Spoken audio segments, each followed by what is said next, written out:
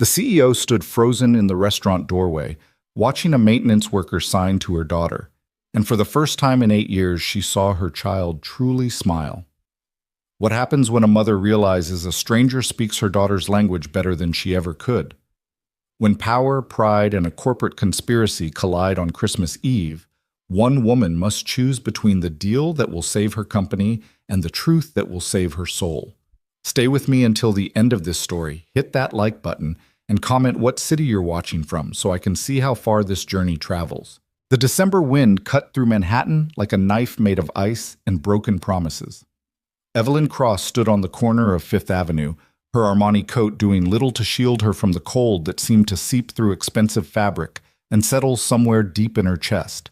A cold that had nothing to do with the weather and everything to do with what waited for her inside the restaurant ahead. The Drake was the kind of establishment where reservations were made 6 months in advance, where the sommelier knew your preferences before you sat down, where deals worth hundreds of millions were sealed over $30 appetizers and $1,000 wines. Its windows glowed with warm amber light, and through the frosted glass, Evelyn could see the silhouettes of Manhattan's elite already gathering like well-dressed sharks circling wounded prey. And she was the prey tonight, though none of them knew it yet. "Mom?" The small hand tugging at her coat brought Evelyn back to the present. Luna stood beside her, 8 years old and already too accustomed to waiting for her mother's attention. Her daughter's dark eyes, so much like her father's had been, watched her with that particular expression children develop when they've learned not to expect too much. "Are we going in?" Luna's voice carried the particular cadence of someone who had been deaf since birth but worked tirelessly with speech therapists to bridge the gap between her silent world and the hearing one that surrounded her. The words came out slightly flattened, consonants softer than they should be, but perfectly understandable to anyone who bothered to listen. The problem was that most people didn't bother. Evelyn forced a smile and knelt down, adjusting the collar of Luna's velvet dress, navy blue, chosen because it wouldn't show stains and wouldn't draw too much attention. "Yes, sweetheart. But remember what we talked about." Luna's expression shuddered, becoming the careful blank mask that broke Evelyn's heart every time she saw it. The child nodded. "Use your words, Luna." "I'll be good," Luna said, her hands moving slightly at her sides, a suppressed gesture that Evelyn recognized but didn't understand. Her daughter was always moving her hands when she spoke, as if the words alone weren't enough, as if she needed another language to fully express herself, a language Evelyn had never learned. "I'll sit still. I won't bother anyone." "You're not a bother," Evelyn said automatically, but even as the words left her mouth, she felt the lie in them. Not because Luna was actually a bother, her daughter was remarkably well behaved, but because tonight, in that restaurant, with those investors, Luna would be seen as a complication, a liability, a weakness in Evelyn's armor. And Evelyn Cross, CEO of Crosstech Industries, couldn't afford to show weakness. Not tonight. Not when everything she'd built over the past 15 years was hanging by a thread so thin it might snap with a single wrong word, a single misstep, a single reason for the investors to doubt her leadership. She took Luna's hand and pushed through the restaurant's heavy doors. The wall of sound hit them immediately. The Drake's main dining room was a cathedral of wealth and noise. Crystal chandeliers casting prismatic light across tables draped in white linen. The clink of silverware against fine china creating a constant percussion. Conversations overlapping in a symphony of self-importance.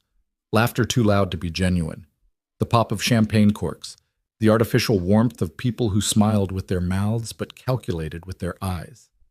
Evelyn felt Luna's hand tighten in hers. She glanced down and saw her daughter's other hand moving toward her ear, toward the small, nearly invisible hearing aid that allowed Luna to navigate the hearing world, but turned environments like this into something overwhelming, painful even. The aids amplified everything, couldn't distinguish between the voice Luna needed to hear and the cacophony of background noise that made it impossible to focus on anything at all. "Luna, don't," Evelyn whispered, gently pulling her daughter's hand away. "You need to keep them in." Luna's eyes found hers, and in them, Evelyn saw a plea she didn't know how to answer. But before she could say anything else, a voice cut through the noise. "Evelyn, there you are. We were beginning to think you'd gotten lost." Richard Blackwood approached with the confidence of a man who'd never been told no in his life. At 63, he was chairman of Blackwood Ventures, the lead investor in Crosstech's Series D funding round, the round that should have closed 6 months ago but had been delayed again and again as rumors circulated about Crosstech's financial health, about Evelyn's leadership, about whether a woman could really run a major tech company in an industry still dominated by men who smiled while they sharpened their knives. Richard. Evelyn released Luna's hand to shake his, her grip firm, her smile perfectly calibrated. Traffic was worse than expected. Of course. Richard's eyes flicked down to Luna for just a moment, long enough for Evelyn to see the calculation, the slight downturn of his mouth. And you've brought your daughter. How, unexpected. It's Christmas Eve, Evelyn said, her voice carrying just enough edge to remind Richard that she was still CEO, still the person he supposedly wanted to invest in. Family time. Naturally. Richard's smile didn't reach his eyes. Well, let's get you both seated. The others are already here, and we have quite a bit to discuss. He led them through the dining room, past tables where other dramas were playing out, a couple on what looked like an uncomfortable first date, a group of businessmen already several drinks deep, an elderly woman dining alone with a book. The Drake's maitre d' directed them to a private section in the back, partially separated from the main room by frosted glass panels etched with Art Deco designs. The table was set for 8. 5 seats were already occupied. Marcus Webb from Horizon Capital, Jennifer Cho representing Dynasty Investments, Robert Fitzgerald, Blackwood Ventures CFO, and 2 faces that made Evelyn's stomach drop despite years of corporate poker face training, David Chen and Patricia Morrison, members of her own board of directors. I wasn't aware this was a board meeting, Evelyn said carefully, her hand finding Luna's shoulder. Her daughter had gone very still beside her, the way she always did when she sensed tension she couldn't fully hear or understand. It's not, Patricia said smoothly. She was 55, elegant in the way of women who'd learned to weaponize their appearance, every strand of silver hair perfectly placed. Richard thought it might be helpful to have some board perspective during the investment discussions. Given the complications. That's what they were calling it now. 6 months ago, someone had leaked information about Crosstech's upcoming AI product launch to a competitor. The result had been devastating. Their competitor had beaten them to market by 3 weeks, capturing the early adopter momentum that should have been Crosstech's. Revenue projections had plummeted. Stock price had dropped 30%. And suddenly the Series D funding that should have been a formality became a negotiation, then an interrogation, then something that felt increasingly like a corporate execution. Evelyn had spent 6 months trying to identify the source of the leak. 6 months of paranoia and late nights, and examining every email, every conversation, every person who had access to the development roadmap. 6 months of coming up empty while the board grew increasingly restless and the investors grew increasingly cold. And now here they were, Christmas Eve, a dinner that was clearly about much more than investment terms. Shall we sit? Evelyn kept her voice neutral, guiding Luna to the chair beside where her own place card waited. She pulled out the chair for her daughter, then settled into her own seat, hyper-aware of how all eyes were on her, judging, measuring, looking for cracks in the foundation. Luna sat very straight, her hands folded in her lap, her eyes downcast. She'd mastered this pose over the past year, this way of making herself small and invisible. Evelyn hated it. Hated that her daughter had learned to disappear in rooms full of people. Hated that she'd never figured out how to make the world more accommodating instead of teaching Luna to accommodate it. A waiter appeared with menus and a wine list. Orders were placed with the kind of casual indifference that came from having too much money. Luna pointed at the pasta dish, and the waiter nodded without making eye contact, as if acknowledging her directly might somehow be improper. Once the waiter departed, Richard leaned forward, his hands clasped on the table. Evelyn, let's not waste time with pleasantries. You know why we're here. I assumed it was to finalize the Series D terms, Evelyn said. The terms we agreed upon 6 months ago. The terms we discussed 6 months ago, before your company's valuation dropped by 1/3. This from Marcus Webb, a vulture capitalist in every sense of the word. The landscape has changed, Evelyn. Surely you understand that our investment thesis needs to change with it. Your investment thesis was based on Crosstech's technology, our team, and our market position, Evelyn countered. Those fundamentals haven't changed. We had a setback, yes, but a setback? Jennifer Cho's voice was sharp. Your competitor took your entire market segment. Your Q3 numbers were abysmal. Your projected Q4 numbers are even worse. This isn't a setback, Evelyn. This is a crisis. Luna shifted in her chair. Evelyn felt it more than saw it. That small movement that meant her daughter was uncomfortable, overwhelmed by the tension crackling across the table like electricity before a storm. She reached over and placed her hand over Luna's, squeezed gently. Luna didn't squeeze back. Every company faces challenges, Evelyn said, forcing herself to focus on the investors rather than her daughter's withdrawal. What matters is how leadership responds. I've restructured our development pipeline, accelerated our next product launch, and implemented security protocols to ensure nothing like the leak happens again. Have you identified who was responsible for the leak? This from Patricia Morrison, and there was something in her voice, something that made the hair on the back of Evelyn's neck stand up. Not yet, Evelyn admitted, but not yet. David Chen shook his head slowly. He was the newest board member, brought in 8 months ago as part of a diversity initiative that now felt like it might have been a Trojan horse. Evelyn, how can we trust your security protocols when you can't even identify the breach that cost the company hundreds of millions? I have a team working on it, Evelyn said tightly. These things take time. Time we don't have. Richard's voice had taken on a tone of finality that Evelyn recognized from 100 other negotiations, 100 other rooms where men had decided a woman's time was up. Evelyn, the investors have discussed this at length. We're prepared to move forward with the Series D funding, but under revised terms, and with a revised leadership structure. The room seemed to contract. Evelyn felt her pulse accelerate, felt the familiar cold spread through her chest, the cold that had become her constant companion over the past 6 months. What kind of revised leadership structure? You would remain as CEO in title, Patricia said, as if she were doing Evelyn a favor. But we'd bring in a chief operating officer who would oversee day-to-day operations and report directly to the board. Someone with a proven track record of someone to manage me, Evelyn interrupted flatly. Someone to make sure the emotional woman doesn't make any more mistakes. No one said anything about emotion, Richard said, but his tone suggested that's exactly what he was thinking. This is about corporate governance, about accountability, about ensuring that Crosstech has the leadership it needs to weather this crisis and emerge stronger. I built Crosstech from nothing. Evelyn's voice was quiet, but carried an edge that could cut glass. 15 years ago, I was coding in my apartment, pitching to investors who barely looked up from their phones. I grew this company to 800 employees, to $1 billion valuation, to technology that is genuinely innovative. And now you want to put someone over me because we had one bad quarter? One catastrophic quarter, Jennifer corrected.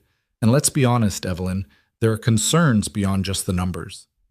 Here it comes, Evelyn thought, the real reason for this dinner. What concerns? Jennifer glanced at Luna, then back at Evelyn, and in that glance was everything Evelyn had feared. Everything she'd been fighting against since the day Luna was born. You're a single mother with a special needs child, Jennifer said, her voice taking on a tone of false sympathy that was worse than outright hostility. No one doubts your dedication, but there are questions about whether you can give Crosstech the attention it needs during this critical period, whether your personal obligations might be affecting your judgment. The cold in Evelyn's chest turned to ice, then to fire. My daughter, she said carefully, each word precisely enunciated, has nothing to do with my ability to lead this company. Of course not, David agreed too quickly. But perception matters, Evelyn. And the perception is that you're distracted, that you're stretched too thin, that maybe it's time to step back, at least partially, and let others help carry the load. Luna tugged at Evelyn's sleeve. When Evelyn looked down, her daughter's face was pale, her eyes wide. Mom? She said quietly. Can I go to the bathroom? Not right now, sweetheart, Evelyn said, trying to soften her voice even as her entire world tilted on its axis. Just a few more minutes. But Mom, Luna, please, just sit still. Luna's face crumpled for just a second, a flash of hurt that she quickly buried under that careful blank mask. She pulled her hand away from Evelyn's and folded both hands in her lap again, staring down at the table. Evelyn felt the loss of that contact like a physical pain, but she couldn't deal with it now. Not when everything was falling apart.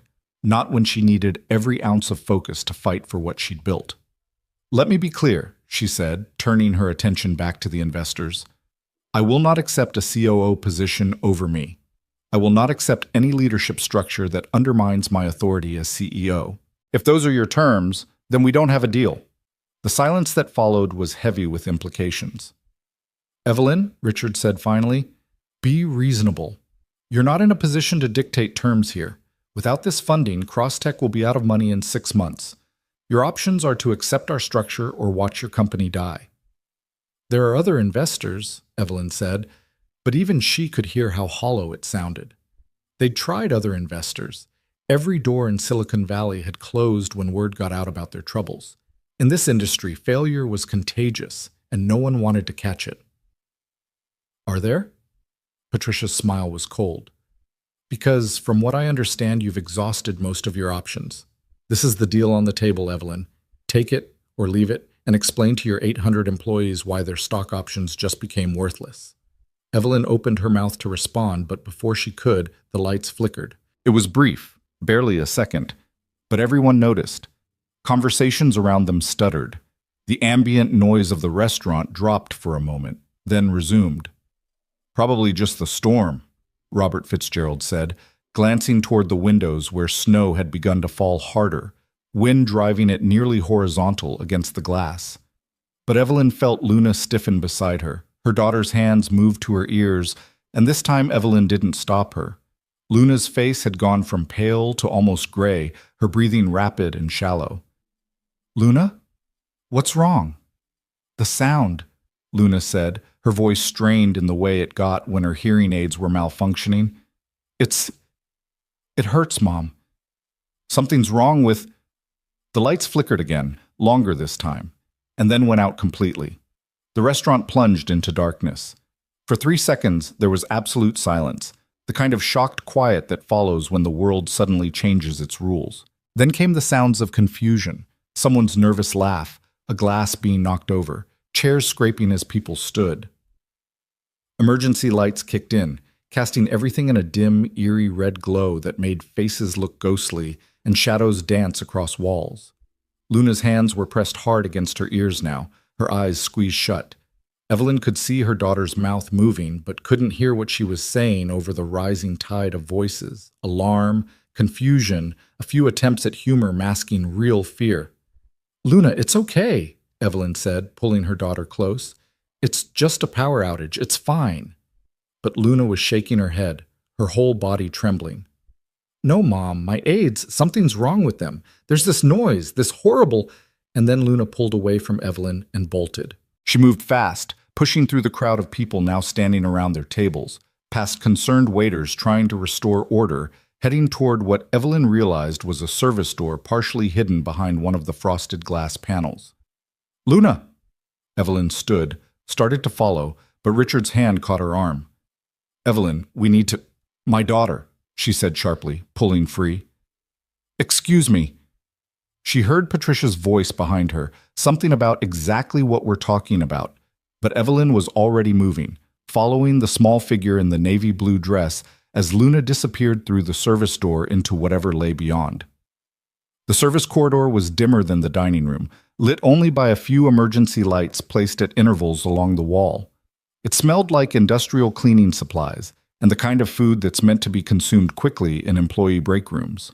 The sounds of the restaurant were muted here, replaced by the hum of commercial refrigerators and the distant clatter of a kitchen in controlled chaos.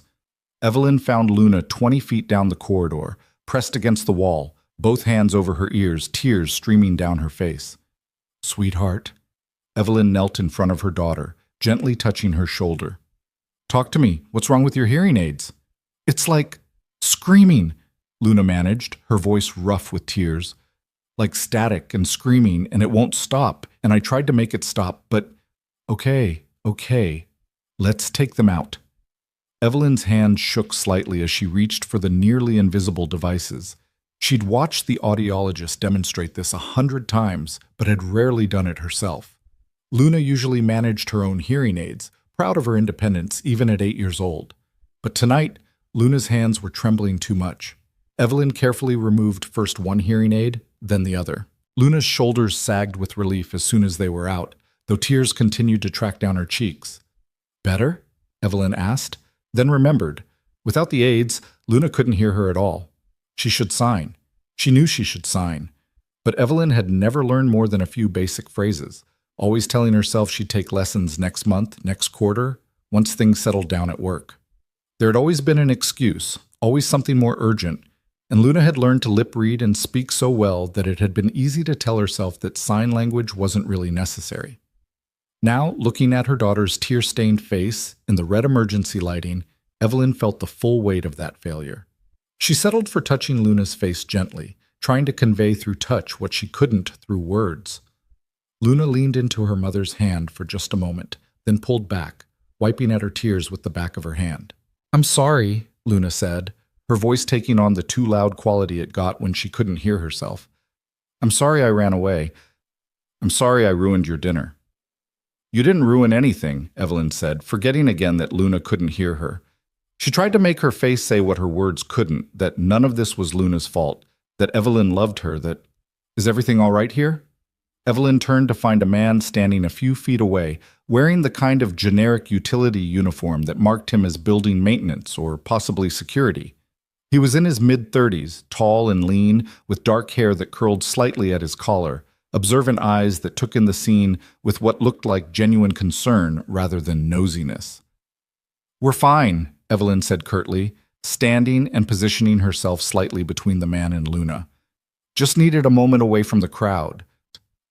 The man nodded slowly, but his eyes had moved to Luna, taking in the hearing aids in Evelyn's hand, the tear tracks on her daughter's face. And then his hands moved. He signed something, smooth, fluid, natural. Evelyn had no idea what he'd said, but she saw Luna's eyes widen, saw her daughter straighten slightly. Luna's hands moved in response, faster than Evelyn had ever seen them move when she was trying to communicate with her mother. A whole conversation in gestures that Evelyn couldn't understand, couldn't participate in.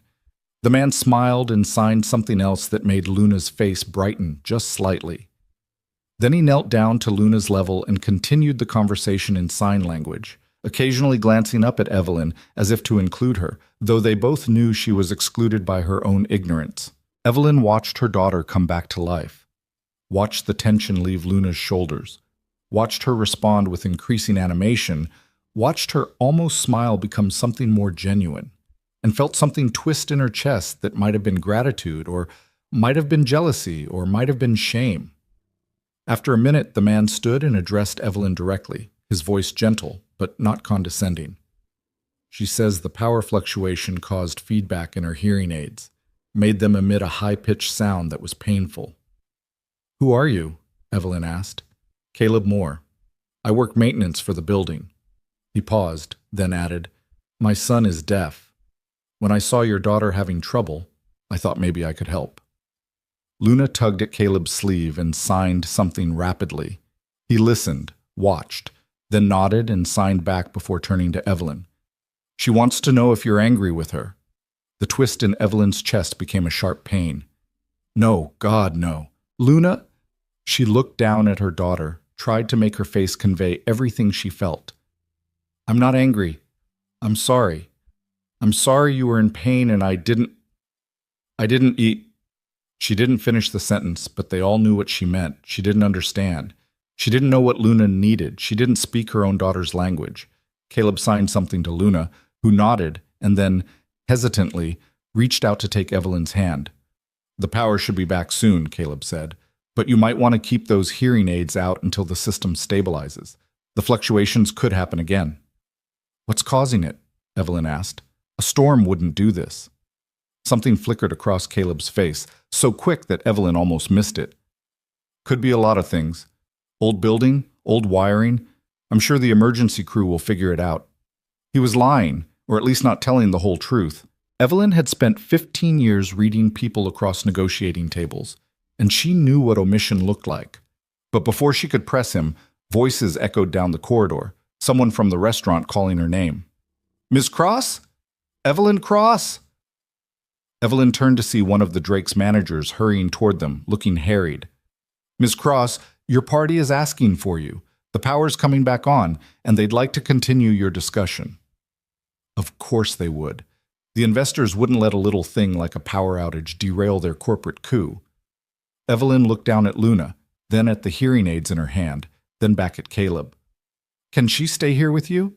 Just for a few more minutes?" She saw the surprise on Caleb's face, followed quickly by something that might have been respect. "Of course. Noah, my son, should be finishing up his homework in the break room. Luna would be welcome to wait with us."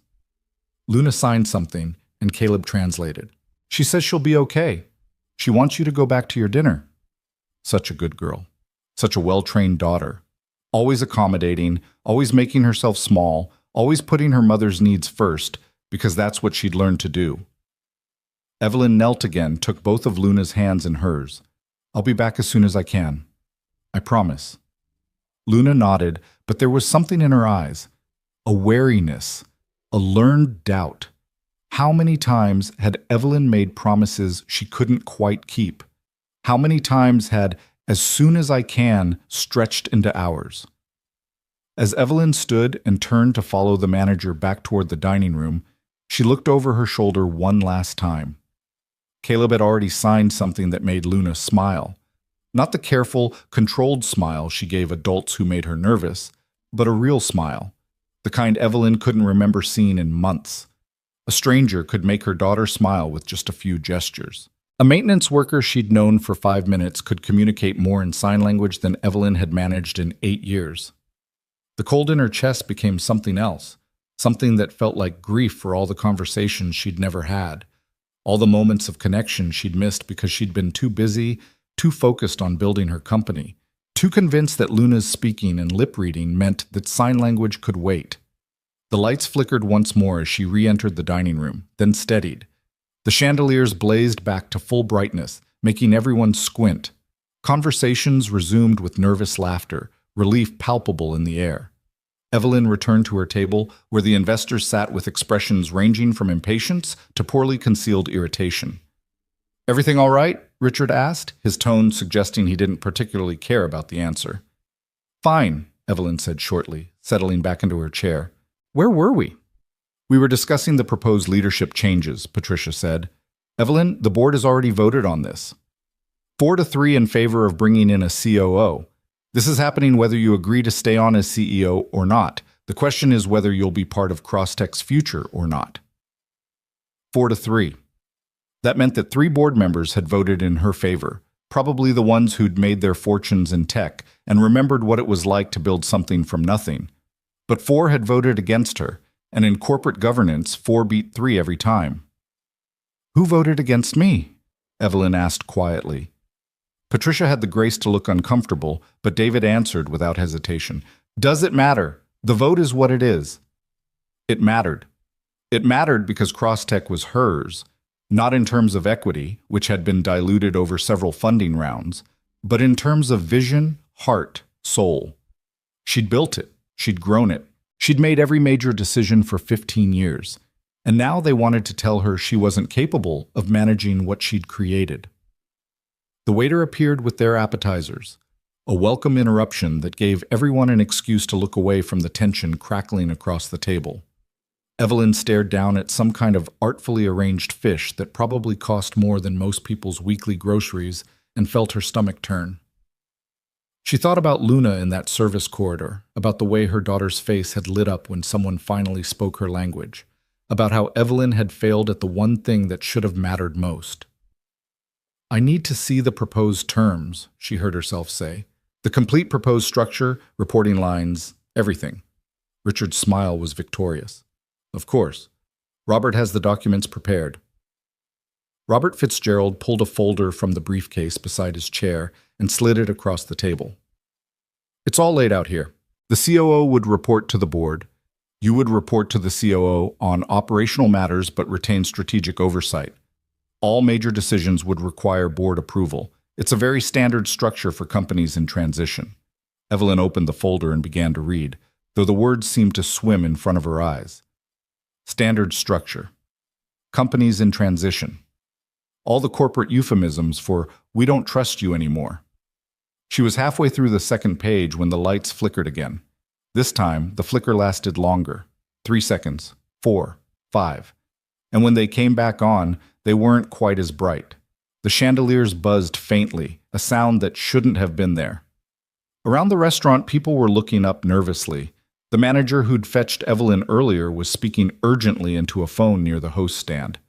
"This is getting ridiculous," Jennifer muttered. "What kind of establishment can't keep their power on?" But Evelyn was thinking about what Caleb had said, or rather, what he hadn't said. The careful omission when she'd asked about the cause. The flicker of something in his eyes. Old building, old wiring, he'd said. But the Drake had been fully renovated 3 years ago. She knew because she'd attended the reopening gala. Everything had been brought up to code, state-of-the-art systems throughout. So what was really happening? The lights stabilized again, but Evelyn found herself unable to focus on the documents in front of her. Her mind kept drifting to Luna, hoping her daughter was okay, hoping the hearing aid feedback hadn't started again, hoping that a stranger was taking better care of her child than she had. "Evelyn?" Patricia's voice cut through her thoughts. "Did you have questions about the structure?" Evelyn looked up from documents she hadn't been reading, at faces that barely bothered to hide their triumph, at the future they'd planned for her company without her real input. And she realized something that should have been obvious from the moment she walked through the Drake's doors.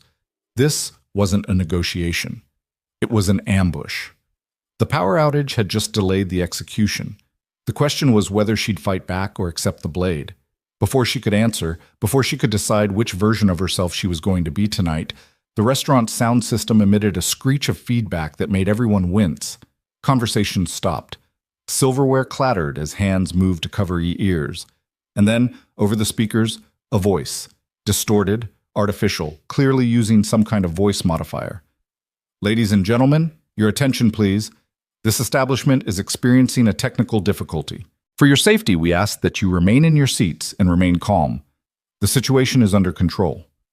The voice cut off. The sound system went silent. In the wake of that announcement, the restaurant erupted in nervous chatter, confusion, a few demands for explanations from staff who clearly had none to give. But Evelyn wasn't listening to any of that. She was staring at the folder in front of her, at the documents that outlined her carefully planned diminishment, thinking about power outages that didn't make sense and announcements that sounded more like warnings than reassurances. Something was wrong. Something beyond the investor's coup, beyond the board's vote, beyond her daughter crying in a service corridor. Something was very, very wrong. And Evelyn Cross had spent 15 years of her life learning to trust her instincts when something felt off. She closed the folder and stood. "Where are you going?" Richard's voice had an edge of command that suggested he thought he already had the right to question her movements. "To check on my daughter," Evelyn said evenly, "and to find out what's really going on." She didn't wait for permission. Didn't wait to see if they'd try to stop her. She simply walked away from the table, away from the documents that would sign away her authority, away from people who'd decided she was too weak to lead. Walked toward the service corridor where her daughter waited with a stranger who could speak her language, and tried to ignore the feeling in her gut that said tonight was about to get much worse before it got better. The service corridor felt colder the second time Evelyn walked through it, or maybe that was just the fear crystallizing in her veins. The emergency lights cast everything in shades of red and shadow, making the familiar geometry of walls and doorways seem alien, threatening. Behind her, she could hear the rising tide of voices from the dining room, confusion bleeding into panic as people realized that whatever was happening wasn't being resolved as quickly as promised. She found Luna exactly where she'd left her, but the scene had shifted in ways that made Evelyn's chest tighten with an emotion she couldn't quite name. Her daughter sat cross-legged on the floor next to a boy who looked about 10, both of them bent over what appeared to be a homework assignment spread across a clipboard. The boy's hands moved in fluid conversation, and Luna responded with equal fluency, her face animated in a way Evelyn rarely saw anymore. Caleb stood a few feet away, examining an electrical panel on the wall with the kind of focused intensity that suggested he was seeing more than just circuits and breakers. "Caleb!" Evelyn's voice came out sharper than she'd intended, edged with the adrenaline that came from not understanding what was happening in her own life. "What's going on?" That announcement. He turned, and she saw something in his expression that confirmed her worst suspicions. He knew something he hadn't shared when they'd first met. "Noah, keep working on that math problem," Caleb said to the boy, his hands moving as he spoke so his son could follow both the verbal and signed instruction. Then he gestured for Evelyn to step a few feet away, out of the children's earshot. When he spoke, his voice was low and controlled. "How much do you know about your dinner companions?" The question was so unexpected that Evelyn felt her carefully maintained composure crack. "Excuse me? The people you're meeting with, how well do you trust them?" "I don't see how that's any of your business," Evelyn said, but even as the words left her mouth, she was remembering the documents in that folder, the 4-3 vote, the careful way Patricia and David had orchestrated this entire evening. "Why are you asking?" Caleb's jaw tightened. "Because someone in that dining room is deliberately sabotaging the Drake's electrical and network systems. This isn't a power outage. It's an attack." The word should have sounded absurd, the paranoid fantasy of someone who'd watched too many thrillers.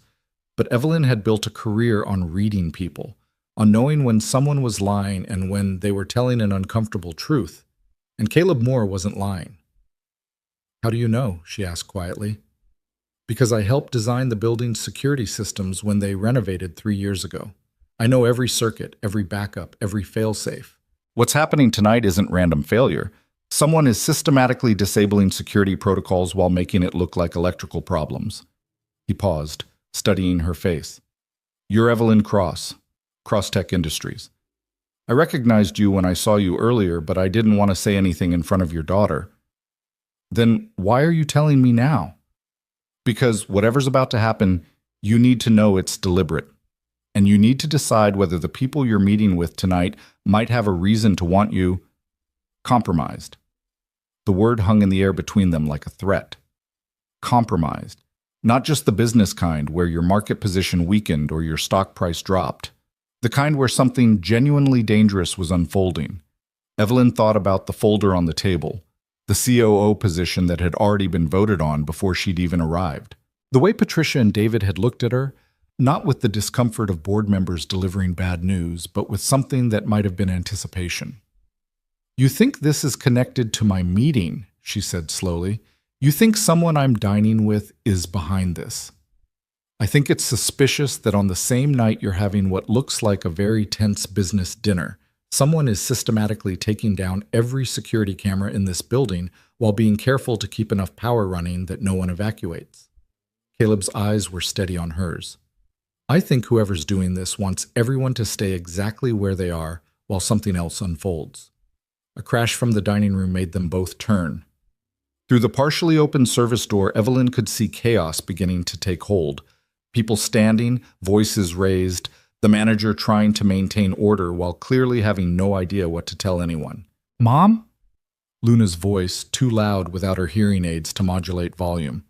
Evelyn turned to find her daughter standing, Noah beside her, both children's faces tight with fear. Luna's hands moved rapidly, and Caleb translated without being asked. "She wants to know if we're in danger. She says Noah is scared, and she's scared too." The naked truth of it, the admission that her always accommodating daughter was frightened, cut through every corporate instinct Evelyn had cultivated over 15 years. This wasn't about board votes or investor confidence, or maintaining the appearance of control. This was about her child, frightened and asking a question that deserved an honest answer. "I don't know," Evelyn said, and watched Caleb sign her words to Luna. "But we're going to figure it out." Luna's face didn't relax, but she nodded with the kind of solemn acceptance that children develop when the adults in their life have been honest with them about hard things. She turned to Noah and signed something that made the boy's shoulders straighten slightly, some reassurance passing between them in a language Evelyn still couldn't speak. The lights flickered again, longer this time, a full 10 seconds of darkness before the emergency lighting kicked back in. And in that darkness, Evelyn heard something from the dining room that made her blood run cold. A scream, high, sharp, terrified. She was moving before conscious thought caught up with instinct, pushing back through the service door into the dining room where people were now standing in clusters, some backing toward exits, others frozen in place. The red emergency lighting made everything look like a scene from a nightmare, familiar faces rendered strange and threatening by shadow and fear. "What happened?" Evelyn demanded of the nearest waiter, a young man whose name tag read James and whose face had gone pale. "Someone's phone—" James gestured toward a table near the windows where a woman in an emerald dress stood staring at her device with an expression of absolute horror. "She got a message, something about, I don't know, she just screamed." Evelyn pushed through the crowd toward the woman, aware of Caleb following behind her, his presence solid and somehow reassuring. When she reached the table, the woman looked up, her carefully applied makeup streaking with tears. "They have my daughter," the woman whispered. "They sent me a picture. My daughter at her dorm room. They know where she is. They said—" Her voice broke. "They said if I try to leave or call anyone, they'll—" She couldn't finish the sentence. Didn't need to. The threat was clear enough. Around them, other phones were beginning to chirp with incoming messages. Evelyn watched as face after face went from confusion to shock to fear. Whatever was happening wasn't random. It was targeted, coordinated. Her own phone buzzed in her clutch. She pulled it out with hands that had started to shake despite every effort to remain calm. The message had no sender ID, just a photo and 2 lines of text. The photo was of Luna, taken within the last 5 minutes based on what her daughter was wearing, taken in the service corridor where Evelyn had just left her. The angle suggested it had been captured by a security camera. Below the photo, "Stay in the dining room. Say nothing to security. Wait for instructions. Your daughter's safety depends on your cooperation." The world contracted to that single image, that single threat. Every protective instinct Evelyn had developed over 8 years of single motherhood crystallized into pure rage, hot and sharp enough to cut. "Luna," she breathed. Caleb was already moving, reading the situation from her expression. "Noah and Luna. Someone's watching them." As Evelyn shoved the phone toward him, not caring about privacy or propriety or anything except getting to her daughter. "They sent me this. They're threatening her." Caleb's face went hard in a way that transformed him from a maintenance worker into something far more dangerous. "The cameras are compromised. I should have moved them immediately. I should have— We need to get to them now." Evelyn was already pushing back toward the service corridor, but Caleb caught her arm. "Wait. If whoever's doing this is watching the cameras, they'll see you heading back there. They might—" He stopped, jaw working as he calculated risks. "We need to be smart about this. My daughter is with my son, and I will not let anything happen to either of them." The conviction in his voice was absolute, but rushing in without a plan could make things worse. He was right. Evelyn knew he was right, but every instinct was screaming at her to run to Luna, to put herself between her daughter and whatever threat was unfolding. The restaurant's sound system crackled to life again, that same distorted voice cutting through the rising panic. "Ladies and gentlemen, remain calm. A situation is developing that requires your cooperation. For the safety of everyone in this establishment, including your loved ones who may be elsewhere in the building, please return to your tables and await further instructions. Any attempt to leave or contact outside authorities will result in consequences." The last word echoed through the sudden silence that followed. Consequences. Not injuries. Not harm. Consequences. Carefully chosen to be threatening while remaining vague enough to let everyone's imagination fill in the worst possibilities. People were crying now. A man near the bar had his phone pressed to his ear, trying to call 911, but from his expression, Evelyn guessed the call wasn't going through. Another woman was trying to push toward the exit, but 2 men who Evelyn suddenly realized looked more like security than fellow diners were blocking her path without making it obvious they were blocking her path. This was planned. Meticulously planned. Someone had thought through every detail, every response, every way to control a room full of wealthy, powerful people who were accustomed to being in control themselves. Evelyn turned back to her table where the investors and board members sat with varying expressions of shock and outrage. Richard was on his phone, face red with fury as he apparently discovered the same thing everyone else had. No calls were going out. Patricia looked pale but composed, her hands folded on the table as if she were simply waiting for a delayed meeting to begin.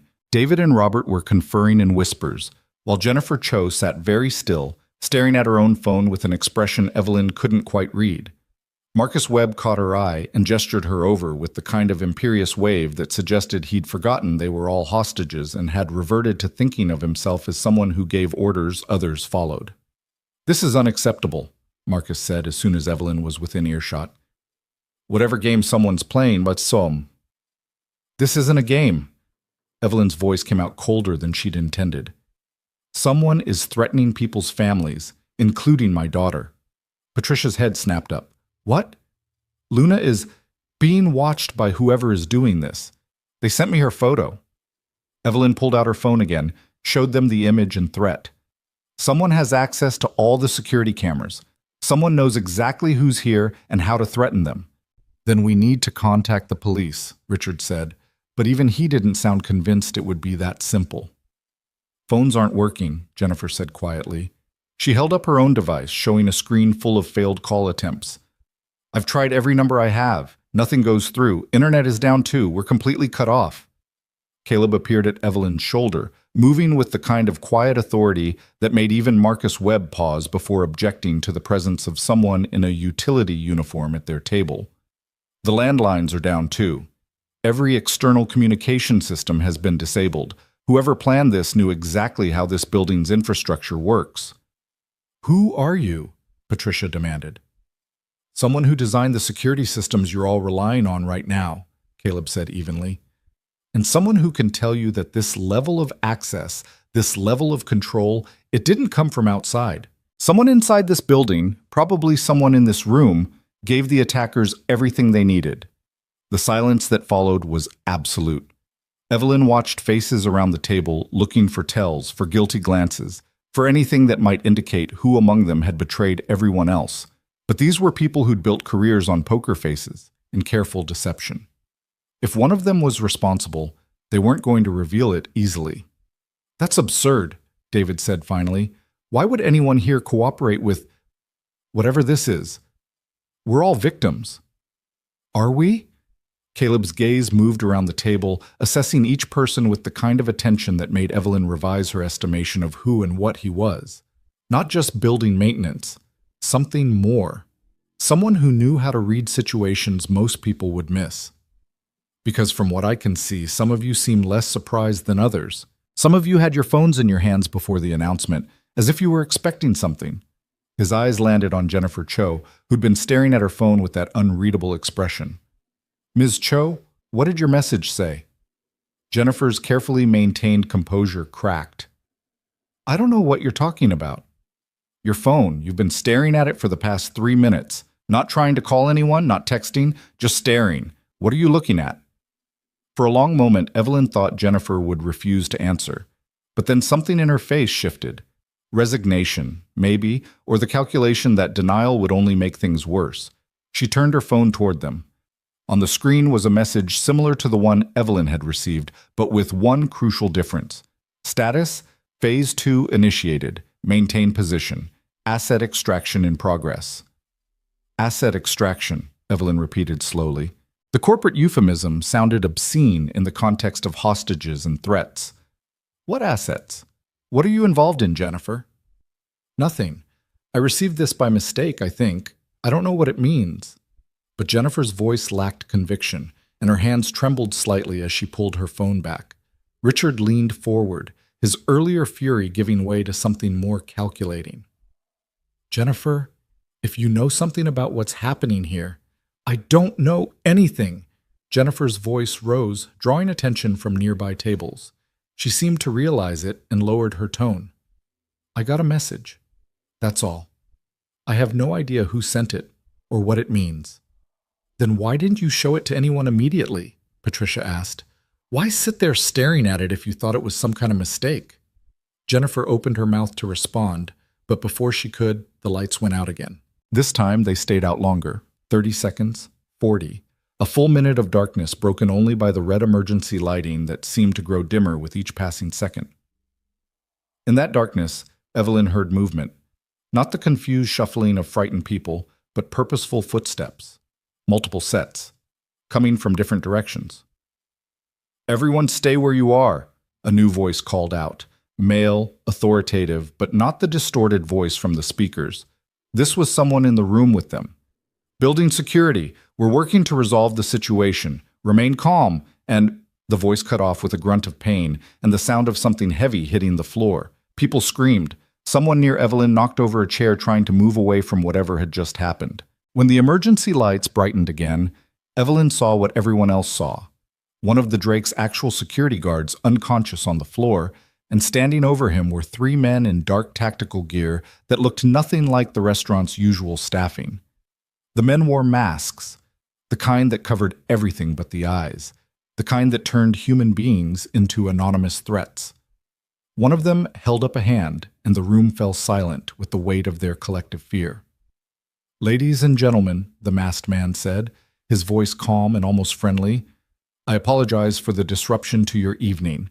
This situation can be resolved quickly and painlessly if everyone cooperates. We're looking for something specific. Once we have it, we'll be gone, and you'll all be free to continue your very important lives." "What do you want?" Richard's voice had lost all its earlier authority, replaced by the careful tone of someone who'd realized they weren't in control of anything. "We want access to Crosstech Industries' secure server network. Specifically, we want the encryption keys for Project Meridian." The masked man's eyes found Evelyn across the room. "Ms. Cross, I believe you have those keys. You're going to give them to us." Project Meridian. The words hit Evelyn like a physical blow. That was the classified AI development project, the one that had been leaked 6 months ago, except not all of it had been leaked. They'd lost the product roadmap, the market strategy, but the actual proprietary code had remained secure behind encryption that only 3 people in the world had the keys to unlock. Evelyn was one of those 3 people. "I don't carry encryption keys in my purse," Evelyn said, trying to keep her voice steady even as her mind raced through implications and possibilities. "They're stored securely, off-site. You'd need to access your phone, which has a secure app that can generate temporary access codes." The masked man's voice remained pleasant, which somehow made him more terrifying than if he'd been shouting threats. "We know how your security protocols work, Ms. Cross. We know exactly what you can access from here, so let's not waste time pretending you can't give us what we want." He was right. The app existed precisely for emergency situations where she needed access to the project from remote locations. But the temporary codes it generated would only work for 30 minutes, and only from her authenticated device. If she gave them what they wanted, they'd have complete access to 3 years of development work worth hundreds of millions of dollars. If she refused, what would they do? What would they do to the people in this room? What would they do to Luna?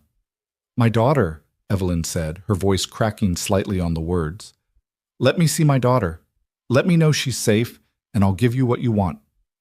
The masked man tilted his head, considering. "Your daughter is perfectly safe, Ms. Cross. She's exactly where you left her, being watched by someone who will ensure no harm comes to her as long as you cooperate." He paused. "But you don't trust me, do you? You want proof." He pulled out a radio and spoke into it in a language Evelyn didn't recognize. A moment later, the restaurant's speakers crackled to life, not with the distorted voice from earlier, but with something that made Evelyn's heart stop. Luna's voice, scared, high-pitched, calling for her mother. "Mom? Mom, where are you? There's someone here, and Noah said we have to be quiet, but I'm scared. Mom?" Evelyn was moving before she'd consciously decided to move, but Caleb caught her arm again, his grip firm enough to stop her forward momentum. "Wait," he said quietly. "That's a recording. Listen to the background. There's no ambient sound, no room noise. They recorded her earlier, and they're playing it back to manipulate you." He was right. Now that he'd pointed it out, Evelyn could hear it. The slight flatness that came from recorded audio, the lack of natural echo that should have been there if Luna was speaking in real time in an actual space. But that meant someone had been close enough to her daughter to record her voice. Someone had been close enough to frighten her into calling for help. The rage Evelyn had felt earlier crystallized into something cold and clear and absolutely lethal. "You're playing games," she said to the masked man. You're trying to manipulate me. But here's what you don't understand about mothers. Every game you play, every threat you make against my child, makes me less likely to give you what you want, not more." The masked man's eyes narrowed slightly. "That's very brave, Ms. Cross, but also very stupid. You're not in a position to—" "Neither are you." The voice came from behind the masked men, and everyone turned to see Caleb stepping forward, his earlier careful neutrality replaced by something that made the armed men shift their weight slightly, preparing for a threat. "Because I know who sent you, I know who's paying you, and I know that the encrypted files you're trying to steal will be worthless in about—" He glanced at his watch. 15 minutes when the backup security protocols I initiated 10 minutes ago complete their cycle. The masked man's hand moved toward his weapon, but Caleb continued, his voice level and utterly confident. "I helped design Crosstech's security architecture 2 years ago, consulting contract. I know every backdoor, every failsafe, every protocol. And when I saw the security cameras being compromised, I activated a remote wipe sequence for all encryption keys in Crosstech's system. By the time you force Ms. Cross to generate those temporary codes, there won't be anything left to decrypt." Evelyn stared at him. She'd never hired anyone named Caleb Moore to work on security architecture. She'd have remembered, which meant he was either lying, bluffing to buy them time, or he'd been involved with Crosstech under a different name for reasons he hadn't shared.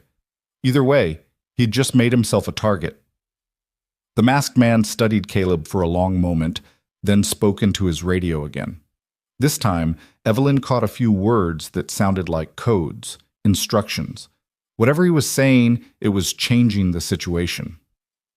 "Interesting," the masked man said finally. "You're Caleb Moore, the former NSA contractor who disappeared 3 years ago after a rather spectacular falling out with your employers. The one who's supposed to be dead." Evelyn's mind reeled. NSA, dead. The man who'd been signing with her daughter, who worked maintenance in a Manhattan restaurant, had a past that was apparently more complicated than anything she'd imagined. "I got better," Caleb said dryly. "And I'm telling you that whatever you're planning, whatever you think you're going to accomplish here, it's already falling apart. So maybe it's time to cut your losses and leave before this turns into something you can't walk away from." For a long moment, no one moved. The entire dining room held its breath, waiting to see how this standoff would resolve. Then the masked man smiled. Evelyn could see it in his eyes, the way they crinkled at the corners. "You're bluffing," he said. "There's no remote wipe sequence. That's not how Crosstech security works. I've seen the architecture myself. You're trying to buy time." "Maybe," Caleb agreed. "Or maybe I'm telling the truth and you're about to lose everything you came here for. Want to risk it?" The silence stretched out, tension building like pressure behind a dam. Evelyn could feel her own heartbeat, loud and fast, counting down seconds that felt like hours. The masked man raised his radio again, but before he could speak into it, the lights flickered one more time. And then, something unexpected happened. Every phone in the room started ringing at once, not buzzing with texts or chirping with notifications, actually ringing, loud and shrill and impossible to ignore. People grabbed their devices, confusion mixing with hope that maybe the communications blackout had ended. But when they answered, their expressions changed from hope to horror. Because on every screen was the same image, security camera footage showing 2 children, Luna and Noah, sitting in what looked like a storage room, unaware they were being filmed, unaware that their faces were now being broadcast to their parents and every other phone in the room. And in the corner of each screen, a countdown timer, 10 at-walk minutes and ticking down. The masked man's voice carried across the room, cutting through the rising panic. "That's how long you have, Ms. Cross. 10 minutes to give us what we want, or we will demonstrate that we are very serious about consequences." Evelyn looked at the screen, at her daughter's face, at Luna signing something to Noah that Evelyn couldn't understand but could see was trying to be brave, trying to comfort the other boy, even though she was frightened too. And she made a decision that would change everything that came after. "All right," she said quietly. "You win. I'll give you the encryption keys." The words left Evelyn's mouth before she'd fully processed what agreeing would mean. She watched the masked man's shoulders relax slightly, satisfaction evident even through the tactical gear and anonymity. He'd won, or thought he had, and that confidence would be either his greatest strength or his fatal weakness. A wise choice, Ms. Cross, he said, gesturing toward her with the kind of casual authority that suggested he'd done this before. Please, take out your phone. Open the secure application. Generate the temporary access codes.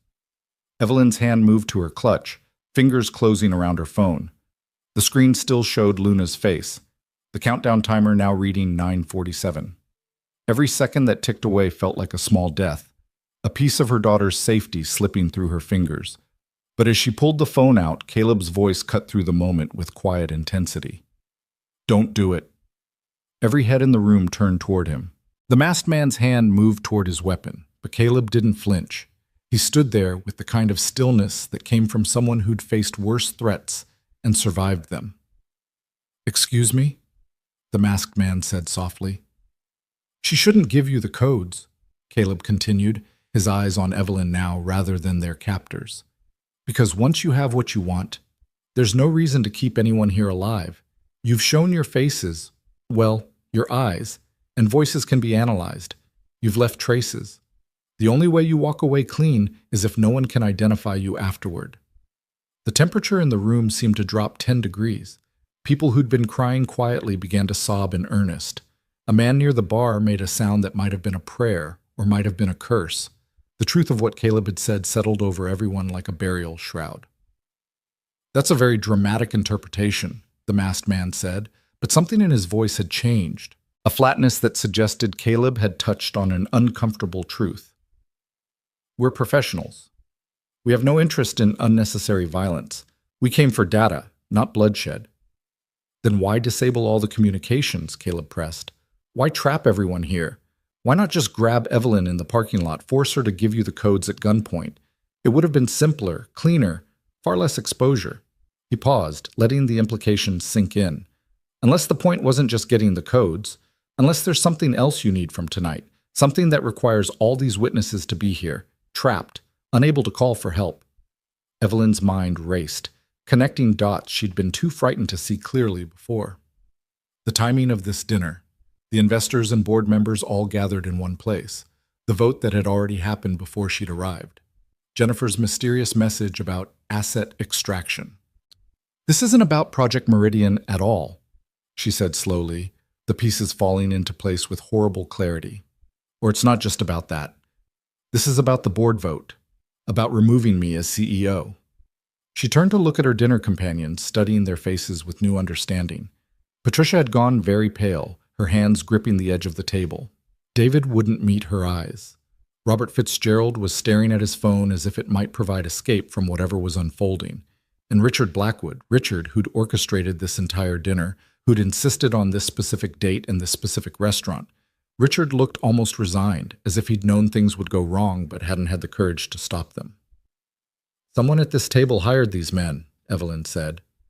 Someone knew the security systems, knew how to coordinate this attack, knew that I'd be here tonight with my daughter. Her voice hardened. Someone sold out everyone in this room to take control of my company. That's absurd, Patricia said, but her voice lacked conviction. Why would anyone, for the same reason people do anything in our world? Power, money, control. Evelyn's gaze swept across the investors and board members. Crosstech is worth billions. Project Meridian alone could be worth hundreds of millions if the technology gets to market first. And if I'm removed as CEO, if I'm discredited or worse, whoever replaces me will have full access to everything I've built. The masked man hadn't moved, but Evelyn could see him listening, calculating. This wasn't part of his plan.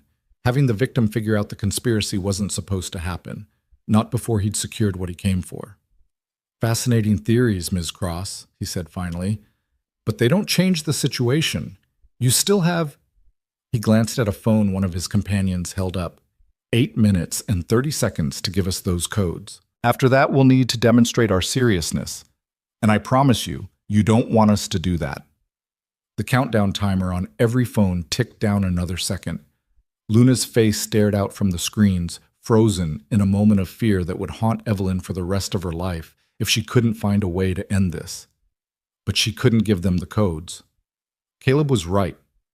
Once these men had what they wanted, there was no reason to leave witnesses.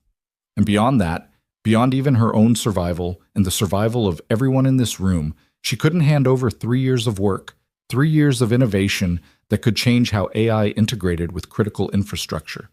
In the wrong hands, Project Meridian could be weaponized in ways that went far beyond corporate espionage. "I need to know my daughter is safe," Evelyn said, buying time even as her mind raced through options.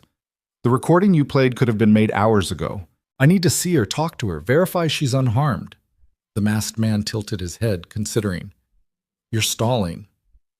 "I'm being a mother." Evelyn's voice carried an edge that could cut steel. "You want me to give you the keys to something worth more money than you'll see in 10 lifetimes?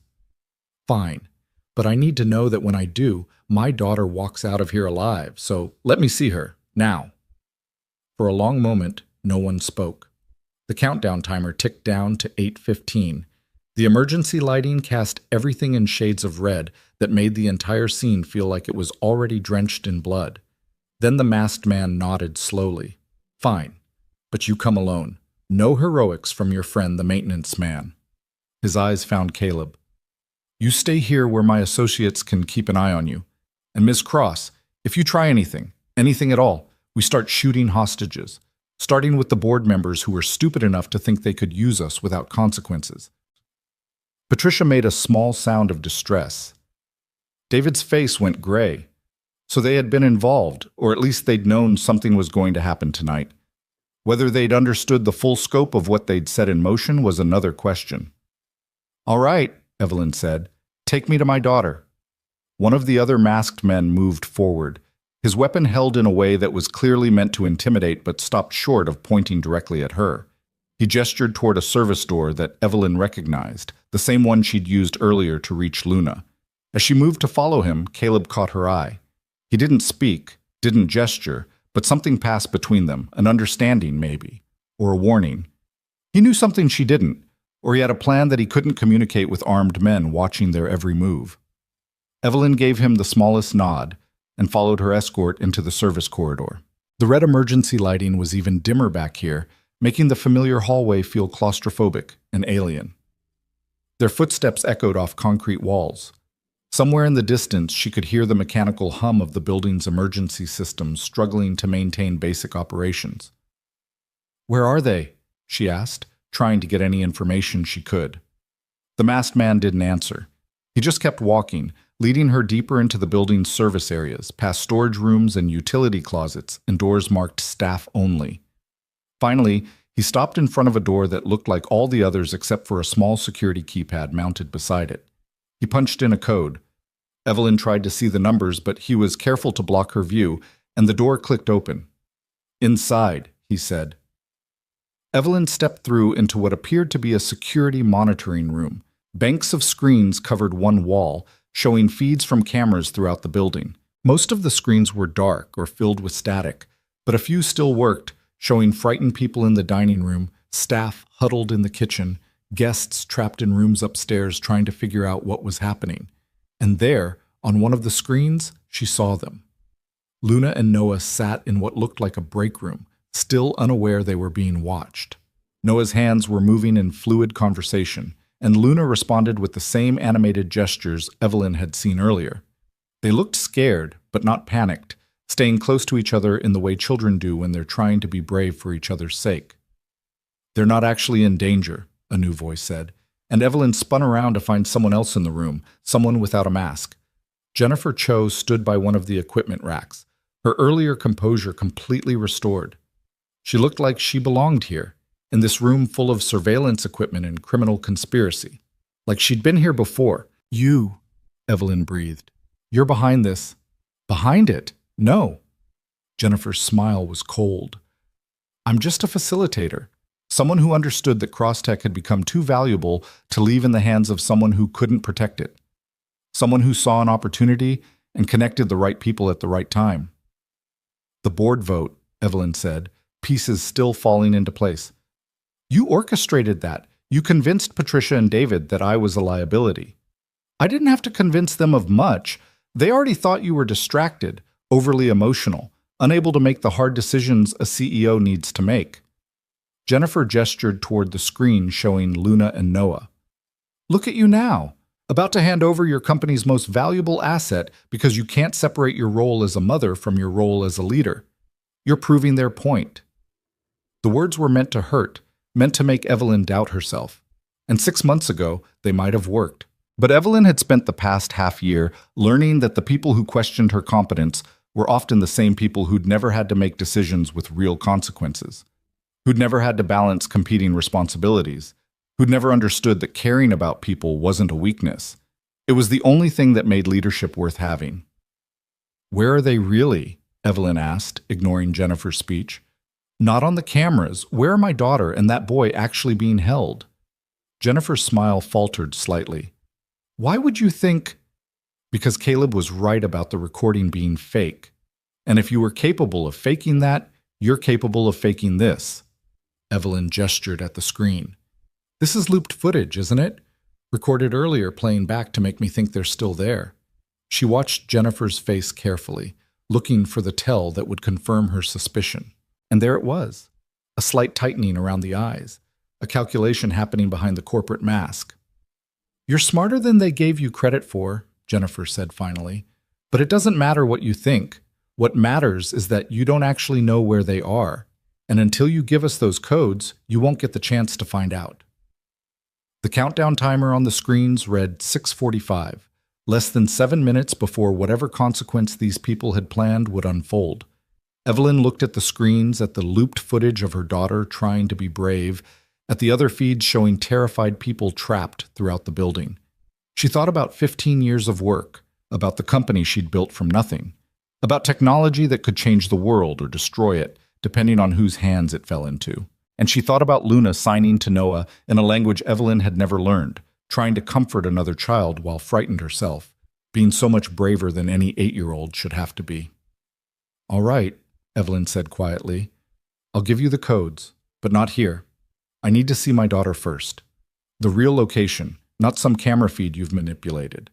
You take me to Luna, let me verify she's unharmed, and then I'll unlock Project Meridian for you." Jennifer studied her for a long moment. "You're not in a position to negotiate terms." "Neither are you." Evelyn kept her voice steady even though her heart was racing. "Because Caleb was telling the truth about the remote wipe sequence. I can see it from here." She pointed at one of the working screens, which showed a Crosstech server status display. The encryption key integrity was at 73% and dropping. "In about 6 minutes, those codes I generate will be worthless.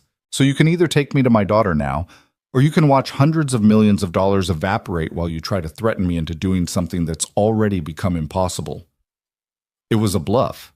Evelyn had no idea what that server display actually meant, or whether Caleb's remote wipe sequence was real. But Jennifer didn't know that. And more importantly, Jennifer wasn't a technical expert. She was a venture capitalist who understood money and leverage, but probably couldn't tell real server diagnostics from fabricated ones. The other woman's face tightened with frustration. She pulled out a phone and typed rapidly, apparently consulting with whoever else was involved in this conspiracy. The seconds ticked by, 30, 40, a full minute of tense silence. Finally, Jennifer looked up.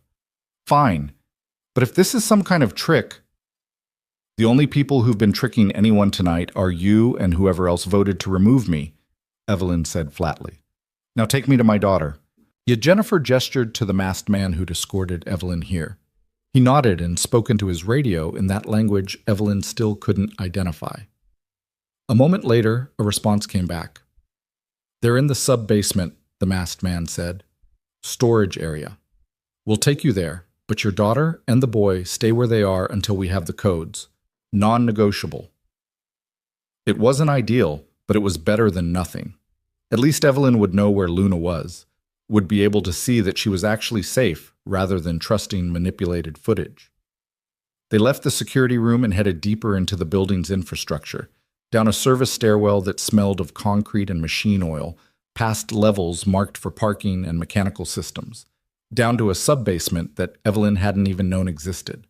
The emergency lighting was spotty here, leaving pools of shadow between widely spaced fixtures. The masked man stopped at a heavy door marked Storage 3B and knocked twice. A moment later, it swung open to reveal another masked figure, and, beyond him, a large room filled with the kind of miscellaneous building supplies and broken furniture that accumulates in any old establishment. And there, sitting on a desk pushed against the far wall, were Luna and Noah. They looked up as Evelyn entered, and Luna's face transformed, fear giving way to desperate relief. She started to slide off the desk, but the masked man guarding them held up a hand in warning. "Mom!" Luna's voice was too loud, the way it got when she couldn't hear herself properly. Her hands moved in frantic signs that Evelyn still couldn't read. "Mom, I was so scared. They said you were coming, but I didn't know if—" "I'm here, sweetheart." Evelyn took a step forward, but her escort caught her arm. "It's okay. I'm going to get you out of here." "You're going to give us the codes," Jennifer corrected from behind her. "And then maybe we'll let everyone leave unharmed." Evelyn didn't take her eyes off Luna. Her daughter looked physically fine, no injuries, no signs of rough treatment, but her eyes held a kind of fear that no child should have to experience, and Evelyn felt rage crystallize in her chest once more. "The codes," Jennifer prompted. "You've seen she's safe. Now keep your end of the bargain." Evelyn reached for her phone slowly, making no sudden movements that might spook the armed men surrounding them. She opened the secure application that accessed Crosstech's most protected systems.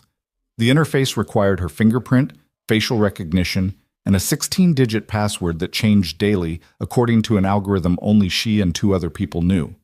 Her fingers hovered over the screen. One press, one authentication, and she'd generate codes that would give these people access to everything.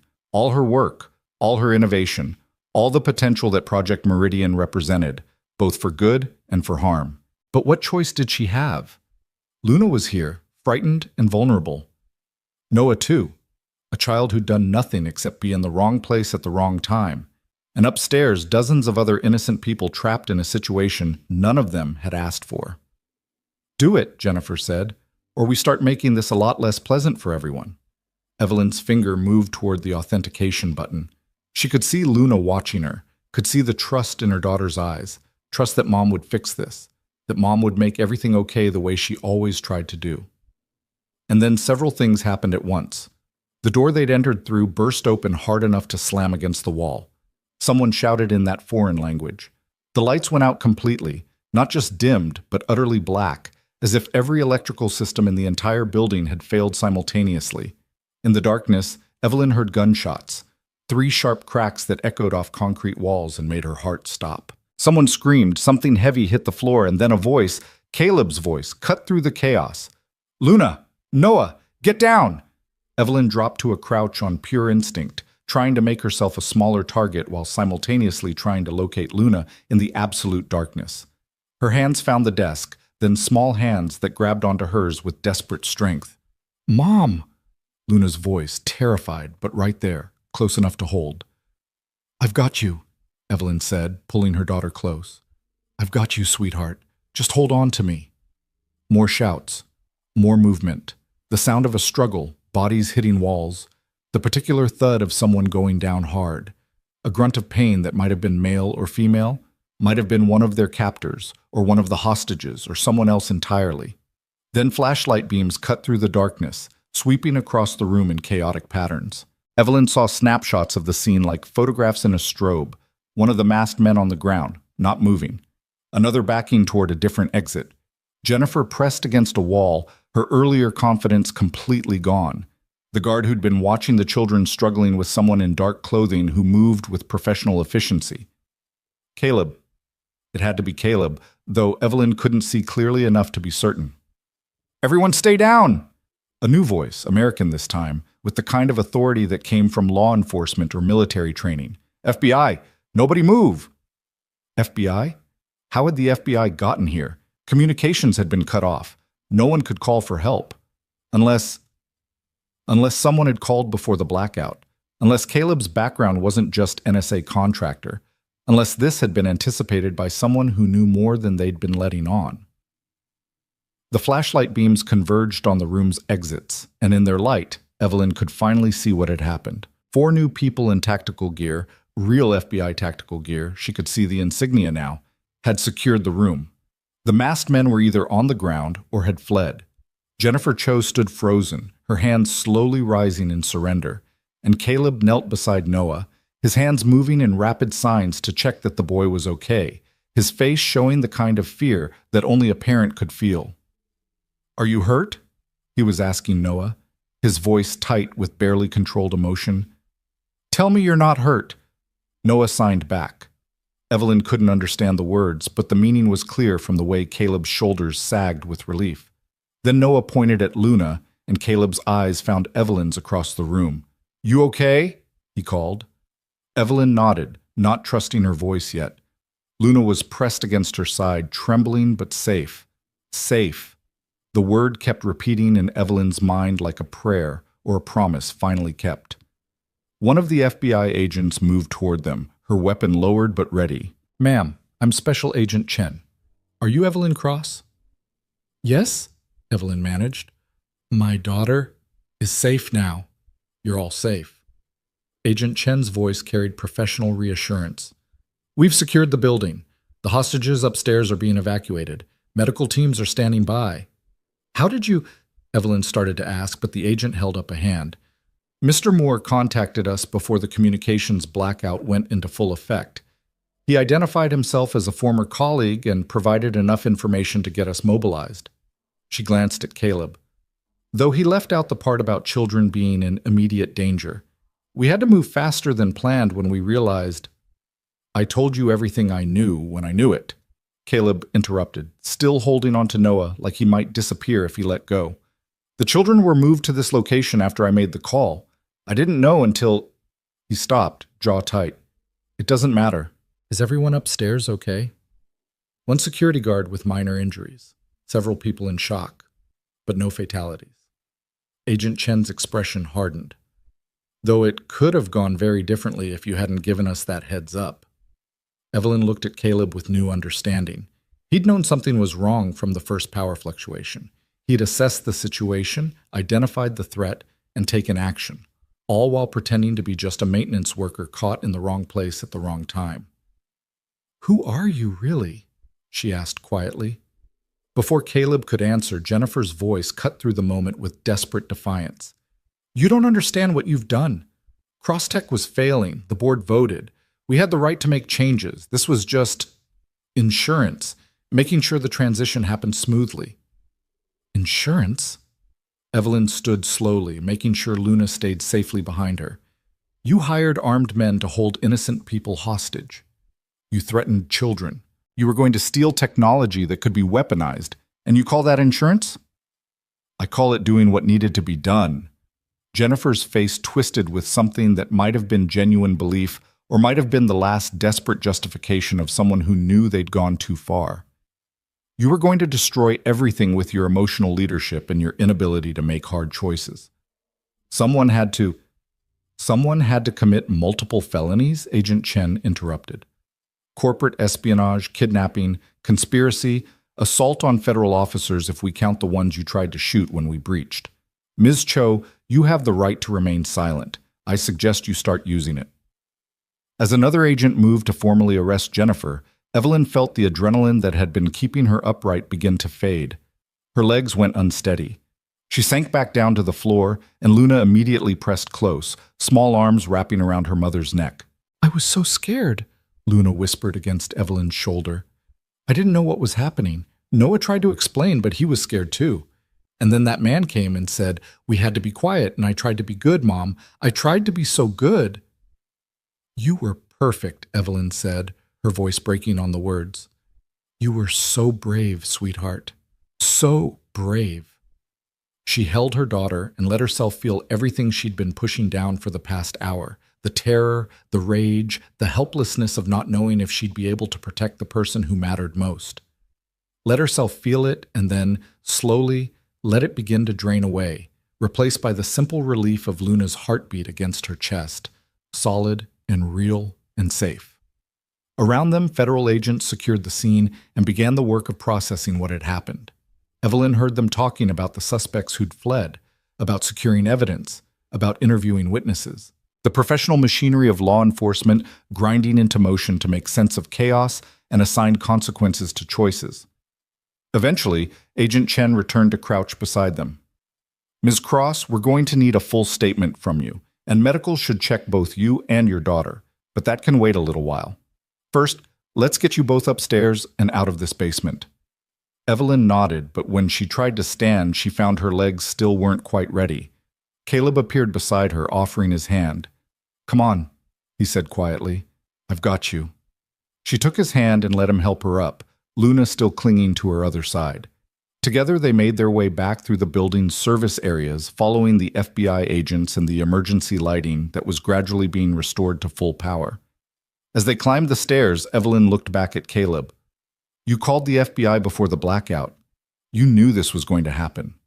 I suspected, he corrected. The patterns were wrong, the timing too coordinated.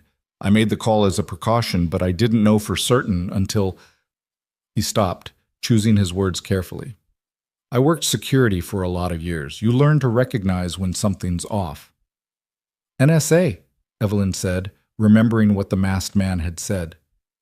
You were NSA, and then you supposedly died. I got out, Caleb said simply.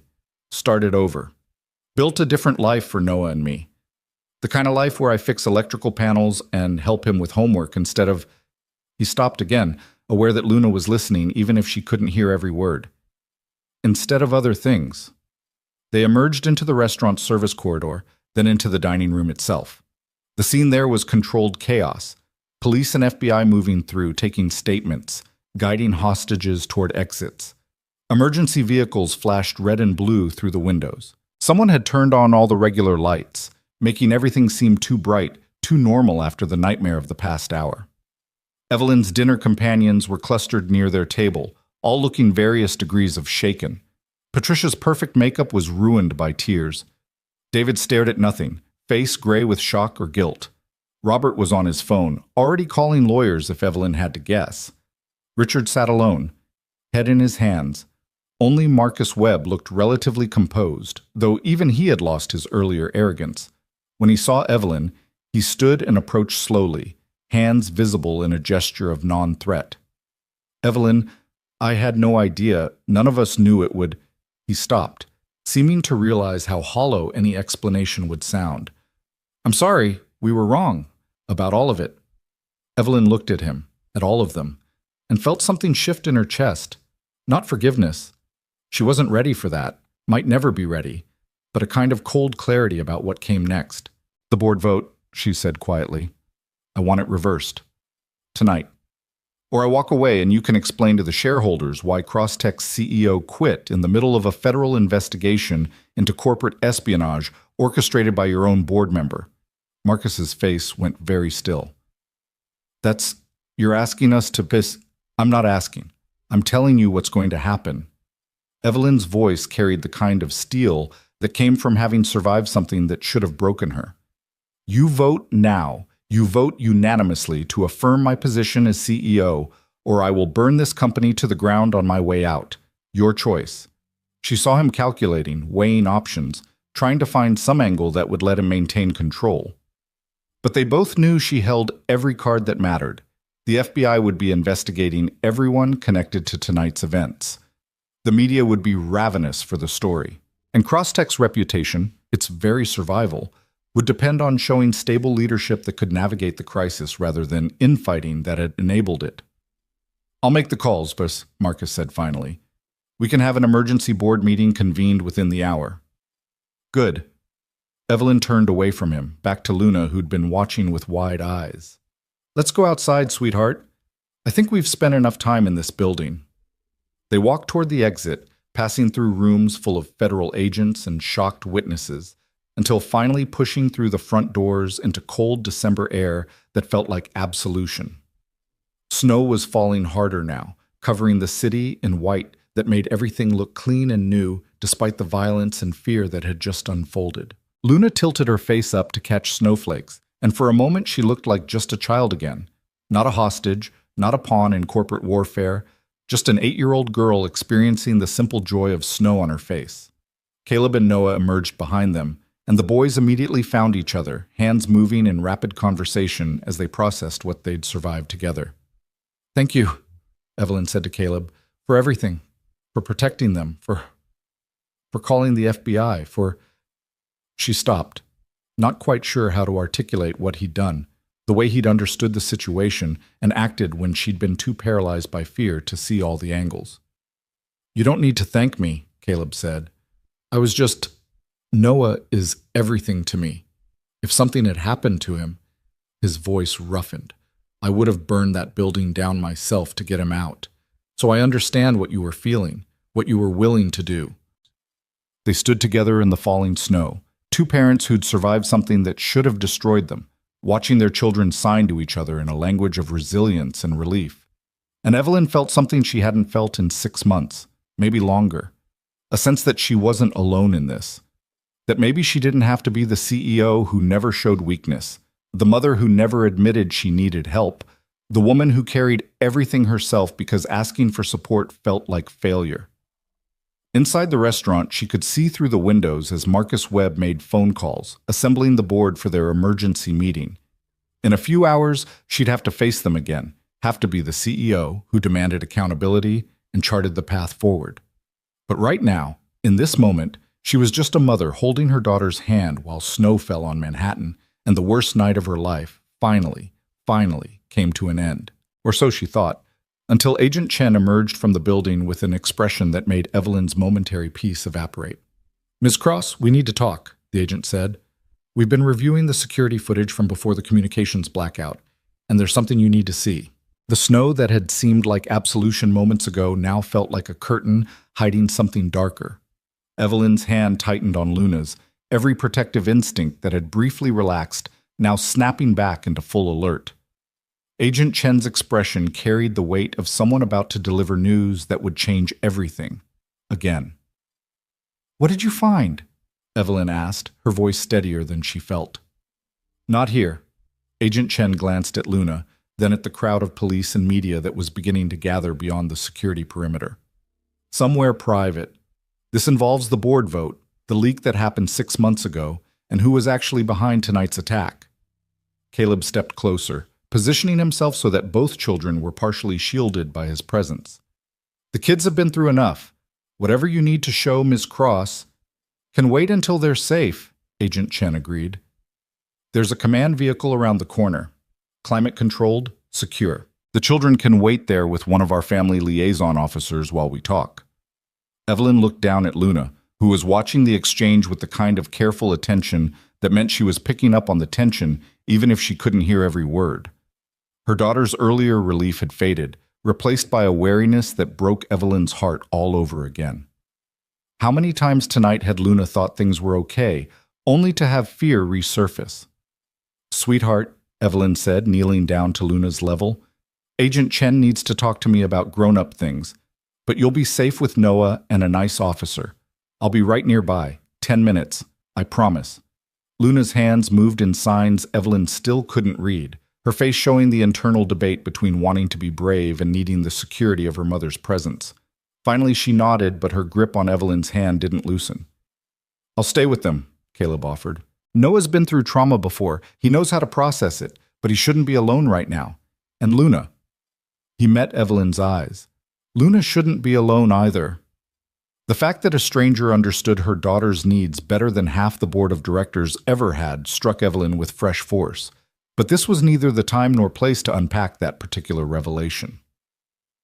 "Thank you," she said, and meant it in ways that went beyond the immediate situation. They walked around the corner to where a large black vehicle sat with FBI insignia on its side. Inside, it was exactly as Agent Chen had described, climate-controlled, with bench seating and the kind of equipment that suggested this was a mobile command center.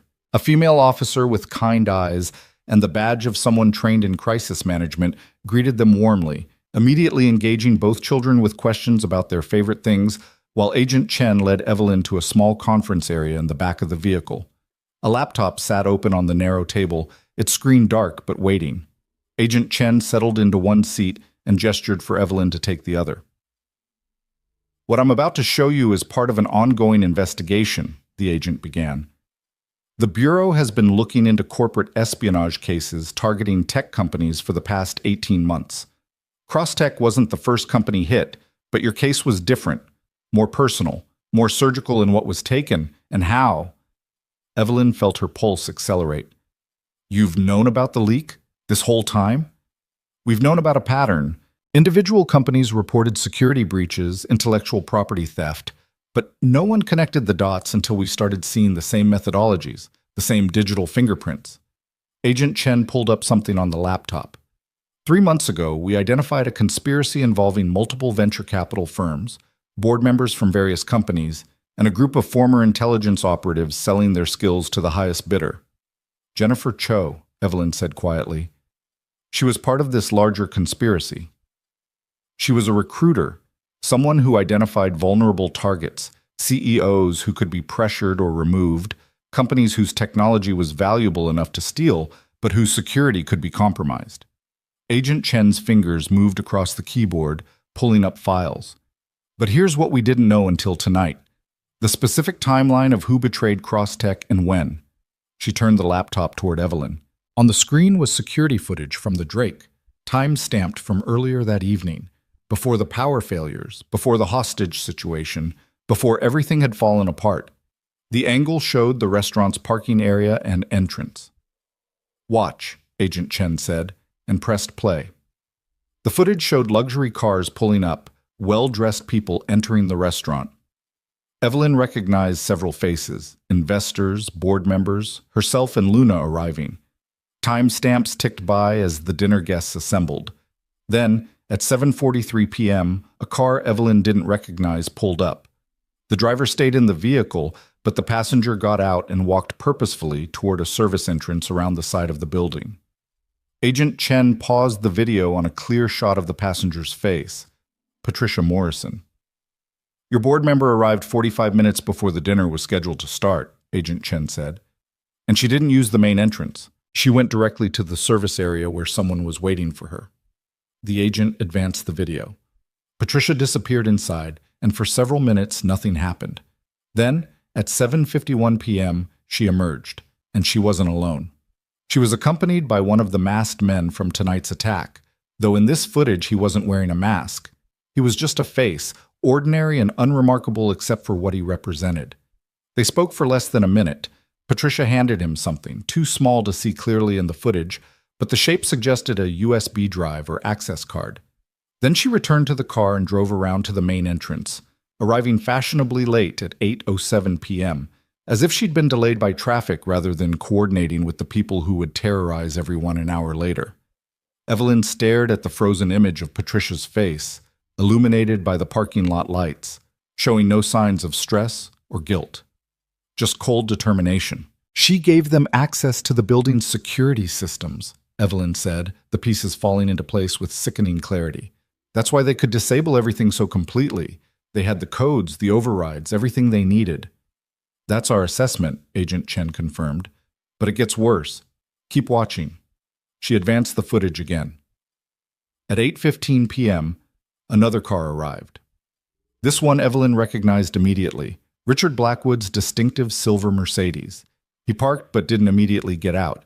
Instead, he sat in the driver's seat for 3 full minutes, his phone pressed to his ear in an animated conversation. The video had no audio, but Evelyn didn't need to hear the words to read Richard's body language. This wasn't a man confirming dinner reservations. This was someone receiving information that made him angry, frustrated, maybe even frightened. Finally, Richard ended the call and entered the restaurant through the main entrance. Normal, expected, except now Evelyn was seeing it through a different lens. He knew, she whispered. He knew something was going to happen tonight. We believe so, but here's where it gets complicated. Agent Chen pulled up a different set of files, phone records, text messages, email chains. Richard Blackwood's communications show he was in contact with Jennifer Cho extensively over the past 3 months. They were planning the board coup, coordinating the investor pressure, setting up tonight's ambush. Then he's guilty. He's part of this. He's complicit in the corporate conspiracy, Agent Chen agreed. But the actual attack, the armed men, the hostage situation, the threats against your daughter, that wasn't part of his plan. Look at this. She pulled up a series of text messages from earlier in the day, exchanged between Richard and Jennifer. Richard, 3:47 p.m. Everything set for tonight. Board vote is locked. Evelyn will have no choice but to accept the COO position. Jennifer, 3:52 p.m. Good. Once she's sidelined, we can proceed with Phase 2. Richard, 3:53 p.m. What's Phase 2? You said tonight was just about the vote. Jennifer, 4:01 p.m.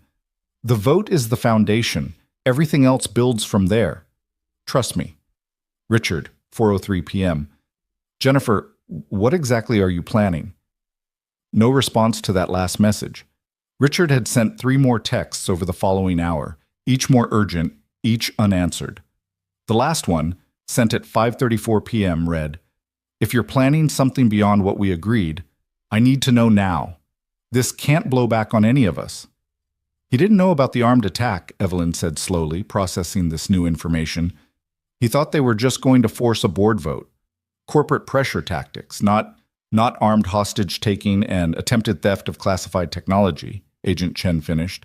Which is why, when things started going wrong tonight, he looked more shocked than guilty. He'd helped create the situation, but Jennifer and her partners took it far beyond what he'd agreed to. Evelyn thought back to the dining room, to Richard's face when the lights first flickered. The confusion that had seemed genuine because it was genuine. He'd orchestrated a corporate coup but found himself trapped in something far more dangerous. "Does that make him less guilty?" she asked. "He still conspired to remove me. He still helped set up tonight." "No, it doesn't make him less guilty, but it does make him a potential witness against the people who are more guilty." Agent Chen's expression was carefully neutral. "The Bureau is interested in the larger conspiracy, the network that's been targeting multiple companies, the intelligence operatives selling their services, the venture capitalists funding industrial espionage. Richard Blackwood could provide testimony that takes down that entire network." In exchange for what? A lighter sentence? Immunity? That's not my department. Prosecutors will make those decisions. But I'm telling you this because you deserve to know the full picture before you walk back into that restaurant and face your board. Agent Chen closed the laptop. Patricia Morrison is being arrested as we speak. She's facing federal charges that will likely put her away for decades. Jennifer Cho is in custody, and she's already trying to cut a deal, which means she'll implicate everyone she worked with. Your board is about to be decimated by the fallout from tonight. Evelyn sat back, trying to absorb the scope of what had unfolded. 6 months ago, someone had stolen Crosstech's intellectual property. She'd spent half a year hunting for the leak, suspecting everyone, trusting no one. And all along, the betrayal had come from the very people who were supposed to provide oversight and guidance, her own board of directors. "David Chen," Evelyn said suddenly. "He voted against me. Was he involved?" Agent Chen pulled up another file. "David Chen received significant investment from Jennifer Cho's firm shortly before he joined your board. We believe he was pressured into supporting the coup, but we haven't found evidence he knew about tonight's attack. He's cooperating with investigators now." So many betrayals, layered and complex. Some born of greed, some of coercion, some of simple moral weakness. And at the center of it all had been Evelyn, trying to lead a company while surrounded by people who'd decided she was the problem rather than their own corruption. "The board vote tonight," Evelyn said. "Marcus Webb said he'd call an emergency meeting to reverse it. But if Patricia's being arrested and Jennifer's in custody, the vote will be complicated by the arrests. But technically, you still have the board members who supported you originally, plus the ones who are now facing potential charges if they don't cooperate with investigators." Agent Chen's smile was thin. "I suspect you'll find them much more amenable to affirming your leadership." It was a victory built on rubble and ashes. Evelyn would keep her position as CEO, but the company she led would be damaged by scandal, investigated by federal authorities, viewed with suspicion by investors and partners who'd wonder how much of Crosstech's leadership had been compromised. And yet somehow, it felt like the right outcome. Better to rebuild from a foundation of truth, however painful, than to continue building on lies and betrayal. "There's one more thing," Agent Chen said, her tone shifting to something more personal. "Your daughter. Tonight, when things got dangerous, she did something remarkable." Evelyn's breath caught. "What do you mean?" The agent pulled up another video file, this one from the security camera in the break room where Luna and Noah had been held initially before they'd been moved to the sub-basement. The footage showed both children sitting together, Luna's hands moving in rapid conversation with Noah. This was about 15 minutes before the FBI breach, Agent Chen explained. One of the guards was in the room with them, his weapon visible. Watch what Luna does. In the video, Luna suddenly stood up and walked directly toward the armed guard. Evelyn's heart clenched seeing her daughter approach danger so deliberately. The guard said something, warning her back probably, but Luna kept signing, her hands moving in gestures that were clearly meant to communicate. The guard looked confused, frustrated. He gestured for Luna to sit back down, but Luna shook her head and continued signing, more emphatic now. Finally, Noah stood and spoke. Evelyn could see his mouth moving, though there was no audio. Whatever Noah said made the guard's expression change from irritation to something else. He lowered his weapon slightly and pulled out his phone, typing something. A moment later, he showed the phone to both children, and Luna's face lit up with an expression of triumph. "What happened?" Evelyn asked, transfixed by the footage. "Your daughter told Noah to tell the guard that she had a medical condition, that she was diabetic and needed her insulin pump checked regularly or she could have a seizure." Agent Chen's voice carried a note of admiration. It wasn't true, obviously, but the guard believed it because Noah sold it so convincingly. He typed a message to his partners asking what to do about a medical emergency with one of the hostages. And that message was intercepted by our team when we were monitoring communications from the building. It gave us crucial information about where the children were being held, and that at least one guard was uncertain enough to question orders. Agent Chen paused. "Your daughter is 8 years old and she manufactured a tactical advantage that helped save lives tonight. She's remarkable." Evelyn felt tears burn behind her eyes for the first time since this nightmare had begun. Luna, quiet, accommodating Luna, who'd learned to make herself small in a world that didn't always know how to include her, had found a way to fight back when it mattered most, had used her intelligence and courage to create an opening that helped end the siege. "I need to go to her," Evelyn said, standing abruptly. "I need to tell her. She needs to know her mother is safe and proud of her," Agent Chen agreed, standing as well. "The emergency board meeting is being convened in a conference room at the FBI field office downtown. You'll need to attend, but you have time. Take care of your daughter first. The corporate politics can wait another hour." They exited the small conference area and returned to where Luna and Noah sat with Caleb and the family liaison officer. Both children were drawing on paper the officer had provided.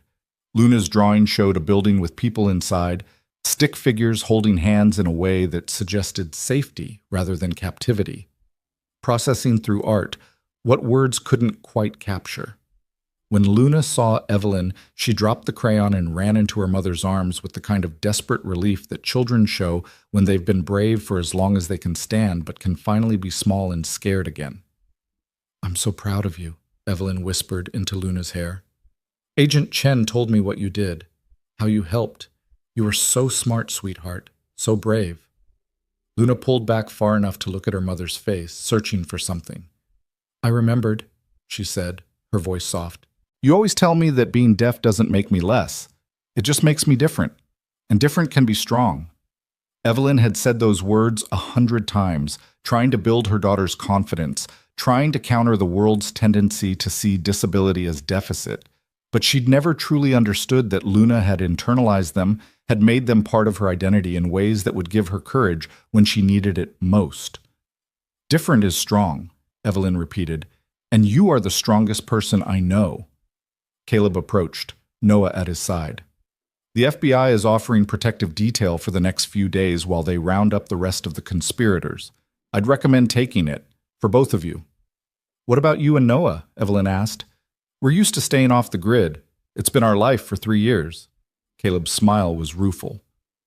"Though after tonight, my cover as a simple maintenance worker is pretty thoroughly blown. Might be time to rethink our approach." Noah signed something, and Caleb's expression softened. He translated for Evelyn and Luna's benefit. He says he's glad Luna was with him, that she made being scared less lonely. Luna's hands moved in response, and this time Evelyn recognized a few of the signs, friend and brave, and what might have been thank you. Noah grinned and signed back, and for a moment they were just two kids who'd survived something terrible together and found friendship in the survival. I need to attend this board meeting, Evelyn said reluctantly. But after that, she looked at Caleb. After that, I'd like to talk about what happens next. For Crosstech, but also, she glanced at Luna and Noah, at the easy way they communicated, at the gap in her own ability to connect with her daughter. I need to learn, really learn, not just basic signs, but the language, the culture, everything I should have learned years ago. I can help with that, Caleb offered. And Crosstech, if you're serious about making the company more accessible, more inclusive, I'd be interested in consulting, real consulting, not just showing up for photo ops, building something that actually makes a difference. It was strange how quickly the future could shift. An hour ago, Evelyn had been facing the loss of her company, trapped in a hostage situation with no clear path forward. Now she was planning how to rebuild, how to transform crisis into opportunity, how to become the kind of CEO who didn't just talk about values but embodied them. Agent Chen reappeared, checking her watch. Ms. Cross, the car is ready to take you downtown. The board is assembling now. Evelyn looked down at Luna. I have to go to a meeting, sweetheart, but I'll be back as soon as possible. A few hours at most. Luna's face showed disappointment, but also understanding. She'd spent her life waiting for her mother to finish meetings, to complete calls, to handle the endless demands of running a company. But something in her expression suggested this time felt different, that whatever happened tonight had shifted the dynamic between them in ways both were still processing. Okay, Luna said simply. Then her hands moved and she spoke and signed simultaneously. I love you, Mom. It was the first time Evelyn had seen her daughter choose to sign something she could have just spoken. A deliberate choice to use both languages, to embrace all of who she was. I love you too, Evelyn said, and tried to mirror the sign Luna had made, her hands clumsy and uncertain, but attempting. Luna smiled, genuinely smiled, and corrected her mother's hand position slightly. Like this, she demonstrated, then repeated it slowly so Evelyn could follow. It was such a small moment, such a simple exchange, but it felt like the beginning of something Evelyn should have started years ago. A real conversation in the language her daughter had been trying to speak all along. 40 minutes later, Evelyn sat in a conference room at the FBI field office downtown, facing what remained of her board of directors. Patricia's chair was conspicuously empty. Jennifer, of course, had never been a board member, just a puppet master pulling strings from the shadows. But her absence was felt nonetheless. Marcus Webb cleared his throat, looking uncomfortable in a way that went beyond the late hour and shocking circumstances. Evelyn, I want to start by saying that all of us, those of us who remain, are profoundly sorry for what happened tonight. We failed in our oversight responsibilities.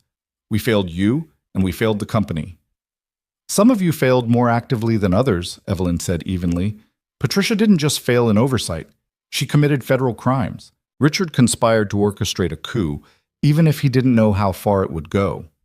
David was compromised by financial pressure from people we should have vetted more carefully.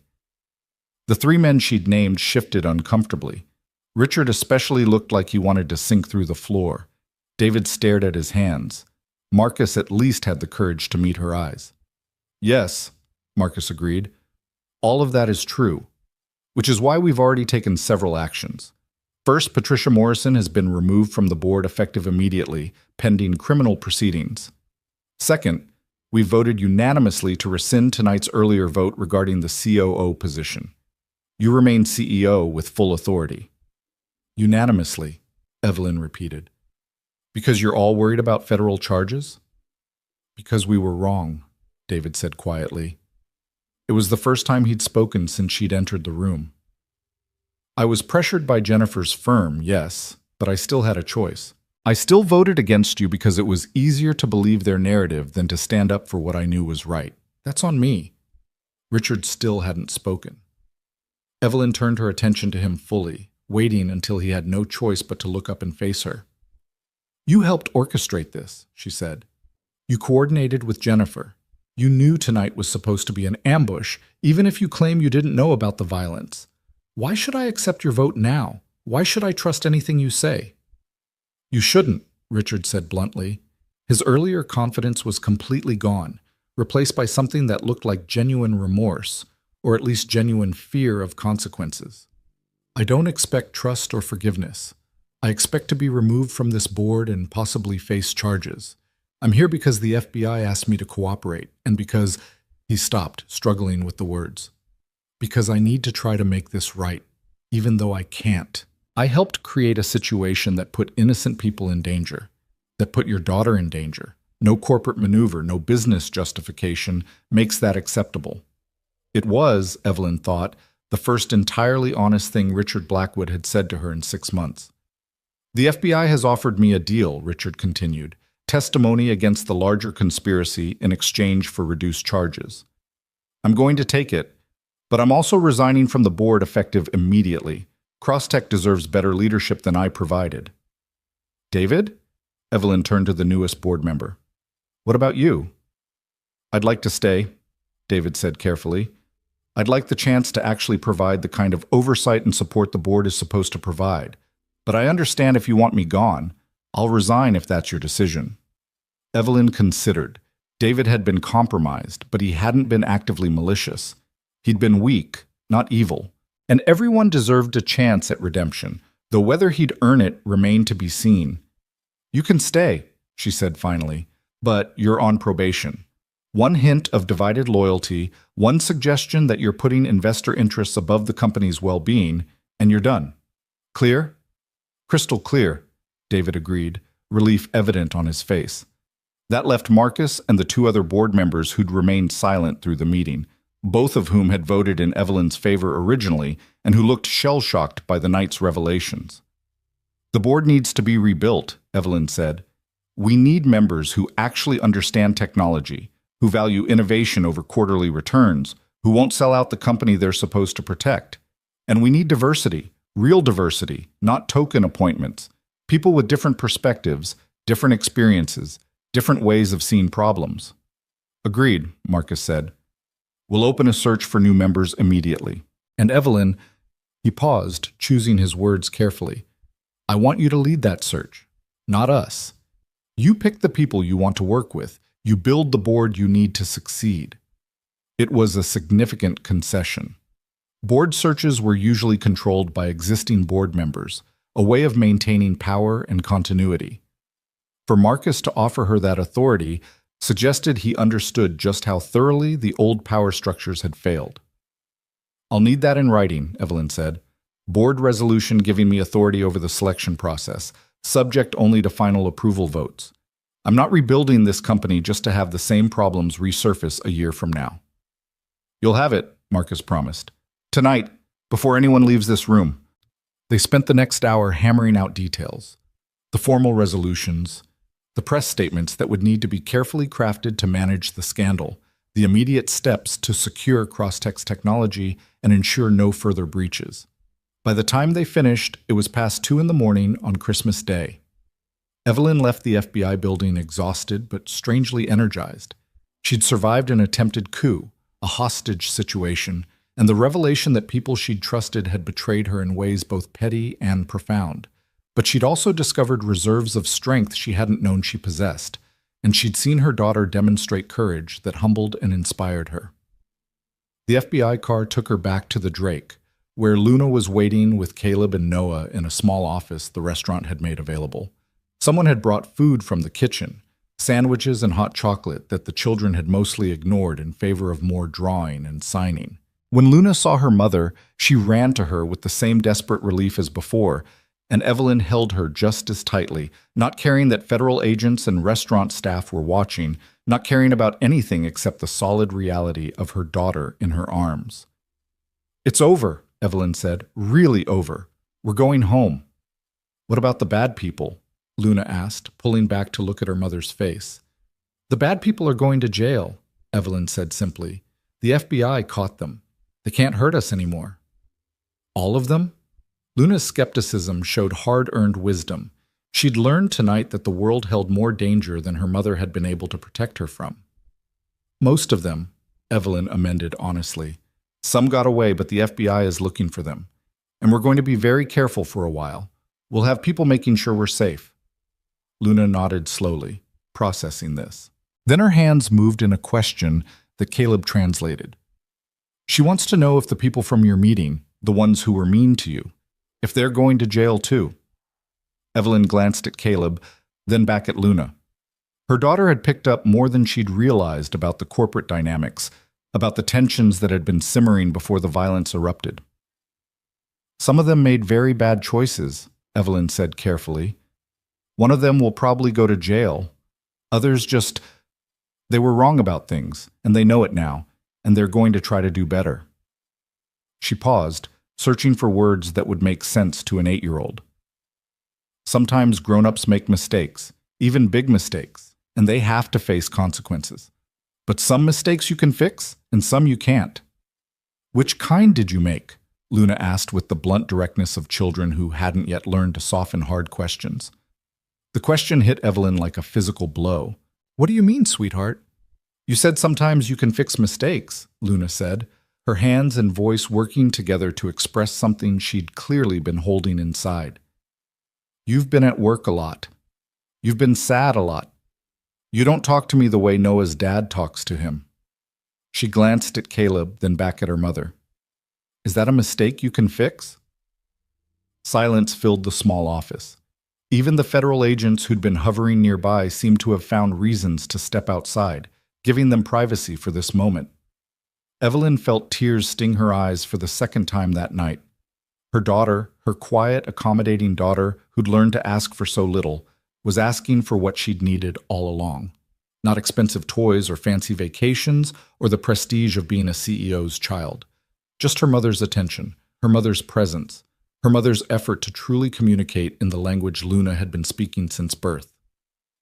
Yes, Evelyn said, her voice rough with emotion. That's a mistake I can fix. That's a mistake I'm going to fix, starting right now. Starting with learning to really talk to you the way you deserve. She looked at Caleb. You offered to help me learn sign language. I'm accepting. Formal lessons as soon as possible. And consulting work for CrossTech. I want to build accessibility into everything we do, not just check boxes for compliance. I can do that, Caleb agreed. But Evelyn, learning ASL is more than just learning signs. It's learning a whole culture, a whole way of understanding the world. It takes time and commitment. It means accepting that you're going to make mistakes and look foolish and struggle with things that seem basic. Good, Evelyn said firmly, because I've spent 8 years taking shortcuts, convincing myself that Luna's spoken English was enough, that her lip-reading skills meant I didn't have to put in the hard work of learning her native language. I've spent 8 years being a coward about the one thing that mattered most. I'm done with that. Luna was watching her mother's face with an expression that was hard to read. Hope mixed with wariness, as if she'd heard promises before that hadn't been kept. Evelyn couldn't blame her for the skepticism, but she could start building a new foundation, one honest conversation at a time. I mean it, Evelyn said, looking directly at Luna. Things are going to change. I'm going to change, not because of what happened tonight, though that showed me a lot of things I needed to see, but because you deserve better than you've been getting. You deserve a mother who speaks your language, not just the one she finds convenient. Luna's eyes filled with tears. Not sad tears, but the kind that come when something you've wanted for a long time finally seems possible. She signed something, and this time Evelyn didn't need translation to understand the emotion behind it, even if she couldn't read the specific words. Caleb translated anyway, his voice soft. She says she loves you, and she's proud of you too. And there, in a small office at the back of a restaurant where the worst night of their lives had unfolded, Evelyn Cross began the work of becoming not just a CEO who survived a corporate coup, but a mother who finally learned to truly listen to her daughter's voice, in whatever language it chose to speak. The days after Christmas passed in a blur of federal investigations, media scrutiny, and emergency damage control that tested every skill Evelyn had developed over 15 years of building CrossTech. But through all of it, the interviews with FBI agents, the carefully worded press conferences, the anxious calls from investors wondering if their money was safe, there was one constant that kept her grounded. Every morning at 7, before the chaos of the day could consume her, Evelyn sat at her kitchen table with Luna and practiced sign language. The first lesson happened 3 days after Christmas Eve in Caleb's modest apartment in Brooklyn, where he and Noah had lived quietly for 3 years, hidden in plain sight from whatever past had forced them underground. The space was smaller than Evelyn's penthouse, furnished with mismatched pieces that suggested function over style, but it felt more like a home than her own place ever had. Photos covered the walls. Noah at different ages, always smiling, always surrounded by evidence of a father's devotion. "We'll start with the basics," Caleb had said, sitting across from Evelyn at a kitchen table scarred with years of homework and art projects. Luna and Noah were in the living room, Noah teaching Luna some kind of card game that required no spoken words at all. The alphabet, common phrases, household vocabulary. "But I want you to understand something first." He'd looked at her with an intensity that suggested this was more important than any corporate strategy she'd ever learned. Sign language isn't just English translated into hand shapes. It's its own language, with its own grammar, its own idioms, its own way of expressing concepts that don't always have direct English equivalents. You're not learning a code.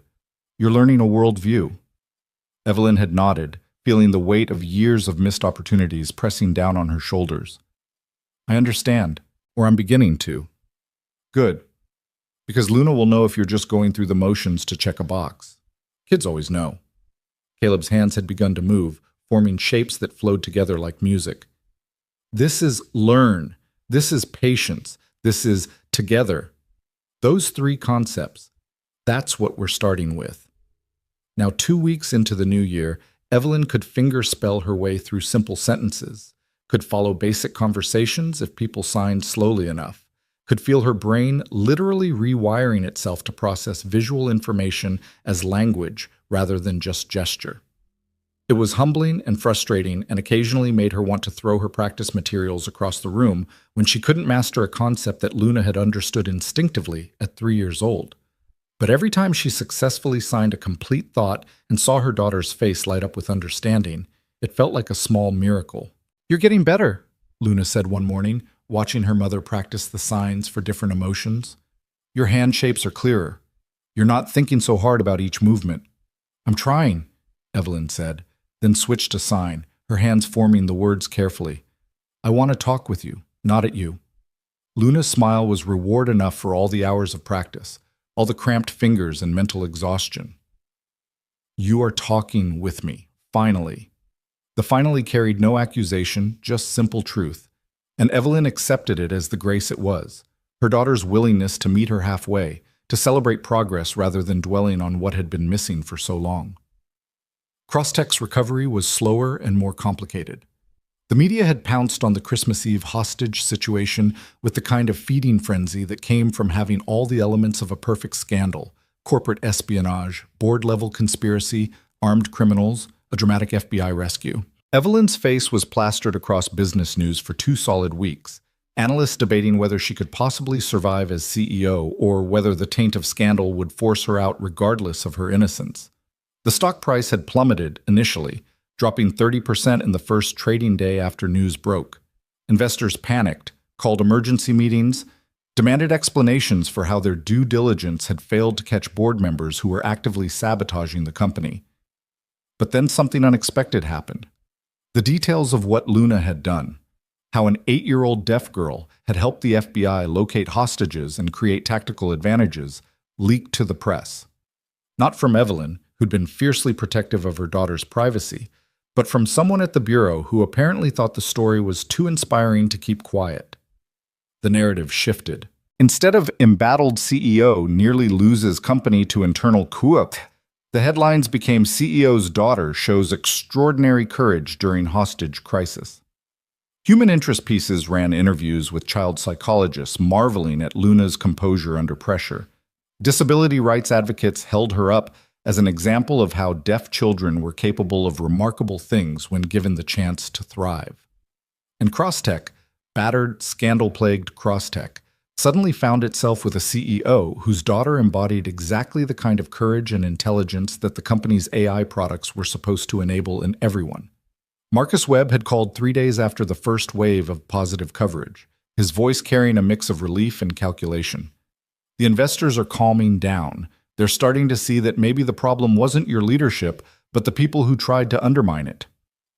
Maybe, Evelyn had agreed carefully, not willing to fully trust his change in tune. Or maybe they're just responding to good PR. Does it matter? Either way, you've got breathing room to implement the changes you want. Marcus had paused, then added, "For what it's worth, Evelyn, I'm genuinely sorry. I should have seen what Patricia and Richard were planning. I should have backed you more strongly from the beginning.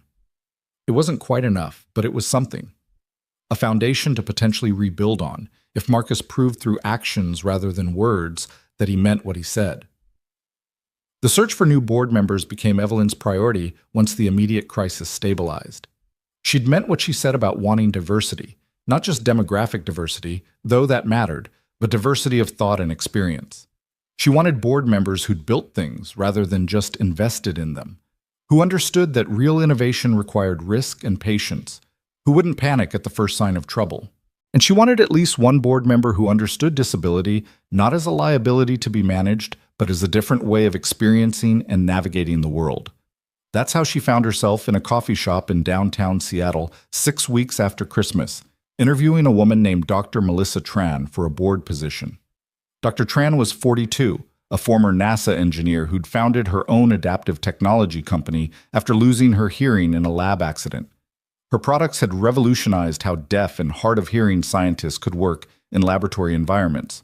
She was brilliant, accomplished, and completely unimpressed by corporate posturing. "Why me?" Dr. Tran asked bluntly, her sign language interpreter sitting beside her to facilitate the conversation. "You've got plenty of candidates with better name recognition, bigger exits, more traditional board experience." "Because you understand something most board members don't," Evelyn said, making sure to maintain eye contact with Dr. Tran rather than her interpreter. The way Caleb had taught her was respectful. "You understand that accessibility isn't a charity initiative or a compliance requirement. It's a design philosophy that makes products better for everyone." Dr. Tran's eyebrows rose slightly. "That's a nice pitch. Do you actually believe it, or is this damage control after the media coverage of your daughter?" Evelyn appreciated the directness. She was tired of people who danced around hard questions. 6 weeks ago, I would have said I believed it, but couldn't have told you specifically how Crosstech's products were failing deaf users. I'd never thought deeply about it because I'd never had to. I had a deaf daughter, but I'd spent 8 years treating her deafness as something to work around rather than something to design for. "And now?" Dr. Tran asked. "Now I'm learning sign language. Now I'm consulting with accessibility experts, including the man who saved my daughter's life during the hostage situation. Now I'm requiring every product team at Crosstech to include accessibility testing from the earliest design phases, not as an afterthought." Evelyn leaned forward. "But I need someone on the board who'll hold me accountable to those commitments. Someone who'll call me out if we start treating accessibility like a box to check rather than a fundamental value. That's why you." Dr. Tran studied her for a long moment, then signed something that the interpreter translated as, "I'll need to see your product roadmaps, talk to your development teams, review your current accessibility protocols. If what I find matches what you're promising, then we'll talk about board positions." "Fair enough," Evelyn agreed. "When can you start?" The answer had been immediately, Dr. Tran spent 2 weeks embedded in Crosstech's offices, interviewing engineers, reviewing code, testing products with a critical eye that made several development teams squirm. But at the end of those 2 weeks, she'd come back to Evelyn with a report that was both damning and hopeful. "Your current products are mediocre at best from an accessibility standpoint," Dr. Tran had said bluntly during her exit interview. "But your teams are genuinely interested in learning. They're not defensive when I point out problems. They ask good questions. With proper training and the right framework, they could build something genuinely innovative. So you'll join the board on 3 conditions. First, I want budget authority for accessibility initiatives, not subject to approval from board members who think it's a waste of money. Second, I want Crosstech to hire at least 5 deaf or hard-of-hearing engineers within the next 6 months, not in some separate accessibility department, but integrated into core product teams. Third, I want your daughter to come speak to the company." The third condition had surprised Evelyn. "Luna, she's 8 years old." She's 8 years old and she understood how to create tactical advantages in a life-threatening situation. That's the kind of thinking your engineers need to see. How people who navigate the world differently develop different problem-solving approaches. Dr. Tran had smiled slightly. "Besides, if you're serious about building accessibility into your culture, Starting with the CEO's daughter, showing she's not something to be hidden away, sends a powerful message. Evelyn had needed to think about that one.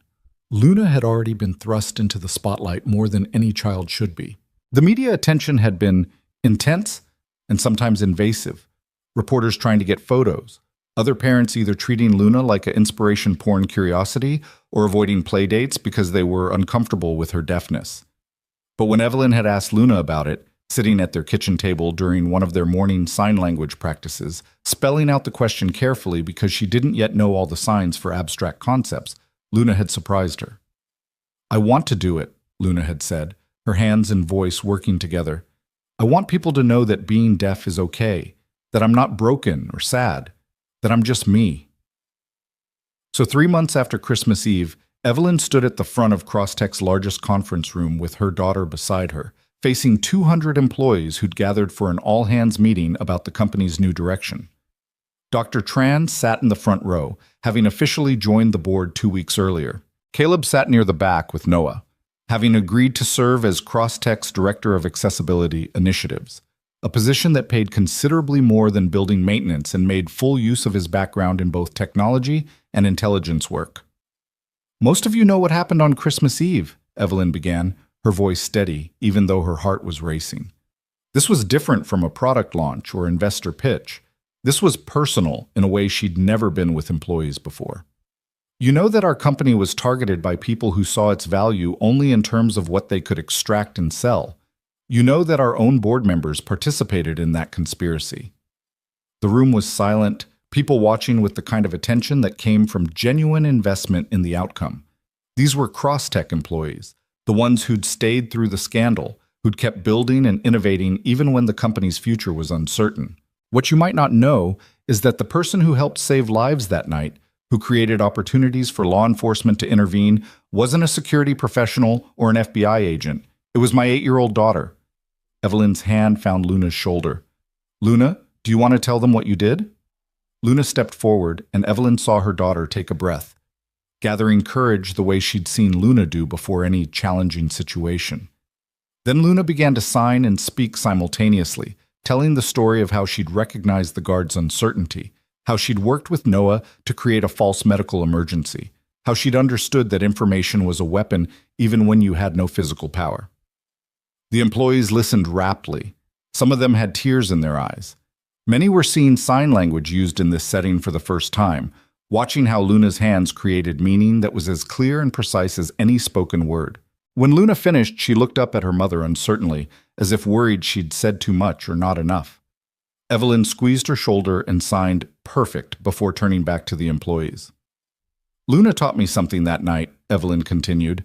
"She taught me that my greatest weakness as a CEO wasn't the board conspiracy or the security breach or any of the corporate failures we've been analyzing for months. My greatest weakness was that I'd spent 8 years treating my daughter's deafness as something to accommodate rather than something to learn from." She paused, making sure she had everyone's attention. "I built a technology company while being unable to communicate with my own daughter in her native language. I talked about innovation while ignoring the innovative ways deaf people navigate a world that wasn't designed for them. I claimed to value diverse perspectives while surrounding myself with people who all thought exactly like me." Dr. Tran was nodding as the front row. Caleb had a small smile on his face. Luna was watching her mother with an expression that was part pride, part hope. "That changes today," Evelyn said firmly. Crosstech is going to become a company that doesn't just talk about accessibility, but embeds it into everything we do. Every product, every feature, every design decision will include input from people with different abilities, different perspectives, different ways of experiencing technology. Not because it's good PR or because regulations require it, but because it makes us better at what we do. She outlined the specific initiatives they were launching: mandatory accessibility training for all employees, partnerships with deaf universities and schools to build a talent pipeline, design reviews that included disabled users from the earliest stages, a commitment to hiring at least 20% of their workforce from underrepresented disability communities within 2 years. "Some of you are probably thinking this sounds expensive," Evelyn acknowledged, "that focusing on a minority of users will slow down development or complicate our roadmaps. But I'm going to challenge that thinking. The features that make our products accessible to deaf users also make them better for people in noisy environments, for people who prefer visual interfaces, for people who multitask. The approaches that work for wheelchair users also improve navigation for people with strollers or luggage. Universal design isn't a burden, it's an opportunity. The questions that followed were thoughtful, engaged, occasionally skeptical in the way that engineers are skeptical of anything that sounds too idealistic. But Evelyn answered them honestly, acknowledging when she didn't have all the solutions, bringing in Dr. Tran and Caleb to provide technical details she couldn't yet speak to with authority. And through all of it, Luna stood beside her mother, sometimes signing responses when the questions were directed at her, sometimes just being present as living proof that different didn't mean less. After the all-hands meeting ended, after most employees had returned to their desks or left for the day, a young woman approached Evelyn hesitantly. She looked to be in her mid-20s, dressed in the kind of jeans and tech company t-shirt that marked her as an engineer. "Ms. Cross, I'm Amy Chen. I work in the AI development group." She paused, her hands moving in signs that Evelyn was now learning to recognize as ASL rather than nervous gesture. "I'm deaf. I've been at CrossTech for 18 months, and I've never told anyone because I was afraid it would affect my career. But after hearing you and Luna today," her voice caught slightly. "Thank you for making it feel like maybe I don't have to hide anymore." Evelyn felt her throat tighten. "You shouldn't have had to hide in the first place. That's on me, on the culture I allowed to exist here. But if you're willing, I'd like to change that. I'd like your input on how we can make CrossTech a place where being deaf is just one more form of diversity we celebrate." Amy's smile was tentative but genuine. "I'd like that. And I'd like to meet Luna, if that's okay. I think I needed to see someone like me standing up here today. Even if she's 8 and I'm 26, I needed to see that." Luna, who'd been listening, stepped forward and signed something. Amy's face transformed, surprise giving way to delight as she responded in rapid ASL that Evelyn could only partially follow. The two of them had a quick exchange, hands flying, faces animated in a way that made it clear this was a language that belonged to them in ways English never quite could. When Amy left, promising to send Evelyn her thoughts on accessibility improvements, Luna looked up at her mother with an expression of wonder. "There are other deaf people who work here? I didn't know that." "I didn't either," Evelyn admitted, "which is exactly the problem we're going to fix." Over the following months, CrossTech transformed in ways both visible and subtle. The changes weren't always smooth. There were growing pains as teams learned to incorporate accessibility testing, frustrations when launch dates had to be pushed back to accommodate better design, skepticism from investors who worried about short-term costs versus long-term benefits. But there were victories too. The hire of their 20th deaf employee in month 7, exceeding the target they'd set for year 2. The launch of a new AI interface that used visual and haptic feedback so effectively that hearing users started choosing it over voice commands. The thank you letters from parents of deaf children who'd never seen a major tech company take accessibility seriously. And there were personal victories that mattered more than any corporate metric. The day Evelyn successfully interpreted a full conversation between Luna and Noah without needing a translator. The afternoon when Luna came home from school, excited to tell her mother about her day. And for the first time, they had that conversation entirely in sign language, not because English wasn't available, but because Luna had chosen her native language and knew her mother could now understand it. The evening when Caleb joined them for dinner and mentioned, almost casually, that Noah had told him Luna was his best friend. That having someone who spoke his language, who understood what it was like to navigate a hearing world while deaf, made school feel less lonely. Patricia Morrison was sentenced to 8 years in federal prison for her role in the conspiracy. Jennifer Cho received 12 years after prosecutors successfully argued she'd been the primary architect of the entire scheme. Richard Blackwood got 3 years and a lifetime ban from serving on any corporate board, his testimony against the larger criminal network buying him some leniency, but not redemption. David Chen remained on CrossTech's board, having proven through his actions, support for accessibility initiatives, advocacy with other investors, genuine efforts to make amends, that his earlier failure had been weakness rather than malice. Evelyn still didn't fully trust him, but she'd learned that trust was something earned over time through consistent choices, not granted all at once. Marcus Webb gradually accepted that Crosstech under Evelyn's leadership was going to be a different kind of company than he'd initially invested in.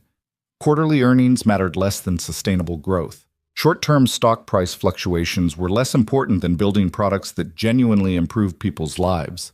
It wasn't the Silicon Valley playbook he was accustomed to, but it was working, slowly, steadily, proving that another approach was possible. 7 months after Christmas Eve, Evelyn sat in her office late one evening, reviewing the final reports before Crosstech's board meeting the next day. The numbers were solid. Not spectacular, but healthy. Revenue was up 12% year over year. Employee retention had improved dramatically since the leadership changes. Customer satisfaction scores were the highest they'd been in 3 years. But more than the numbers, there was a sense that the company had found its purpose again, that they were building something worth building, not just chasing the next funding round or exit opportunity. A knock on her door pulled Evelyn from her thoughts. She looked up to find Luna standing in the doorway, still wearing the private school uniform that Evelyn had switched her to after the media attention made her previous school untenable. Luna's backpack was covered with pins and patches, including several that marked her identity as proudly deaf rather than something to downplay.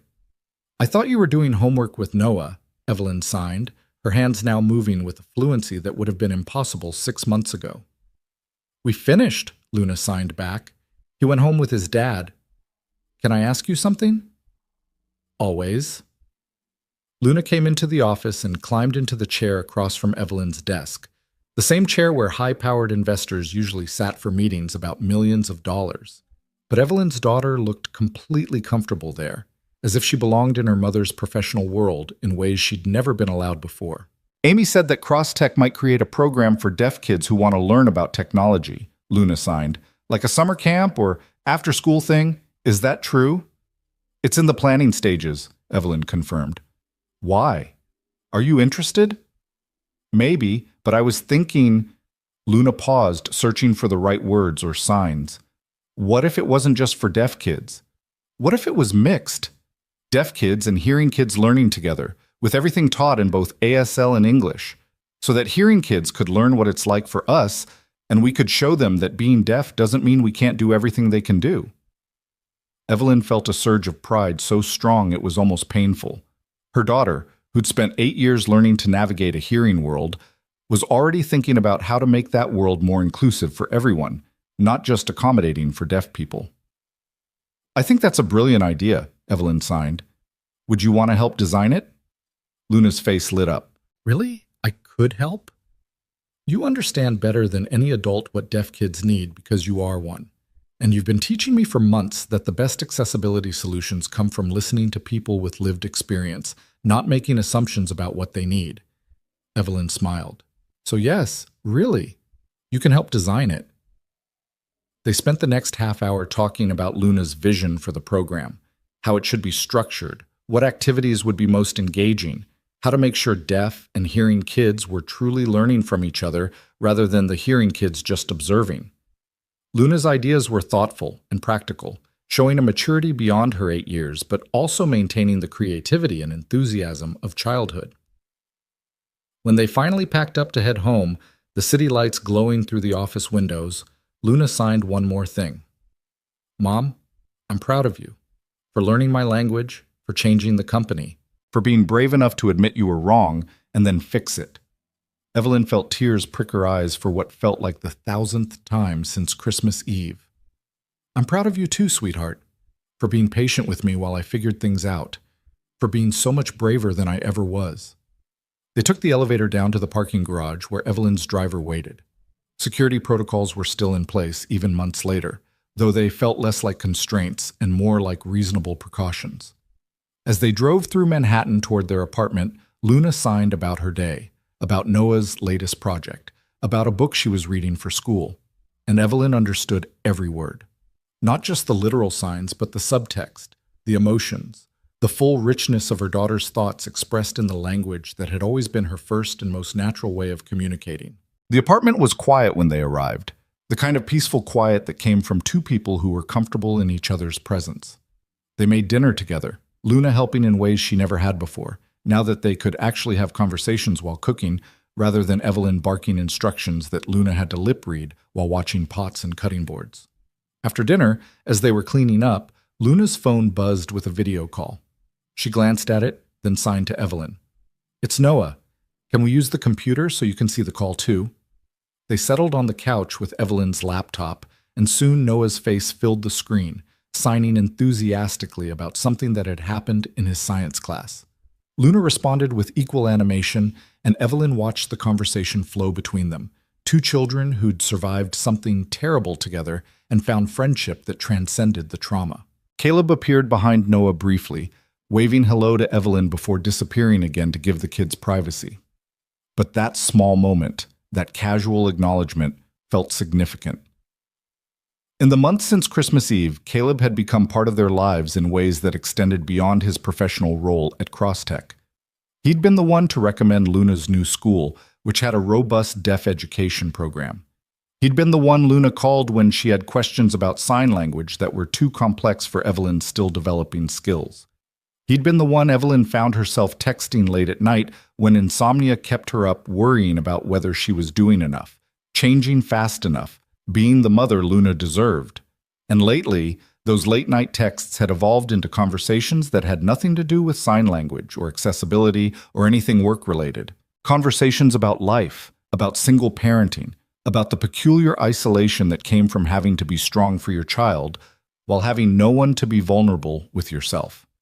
Evelyn wasn't sure what those conversations meant yet, wasn't ready to put labels on whatever was developing between her and Caleb, but she knew that for the first time in years she felt less alone in the work of rebuilding her life.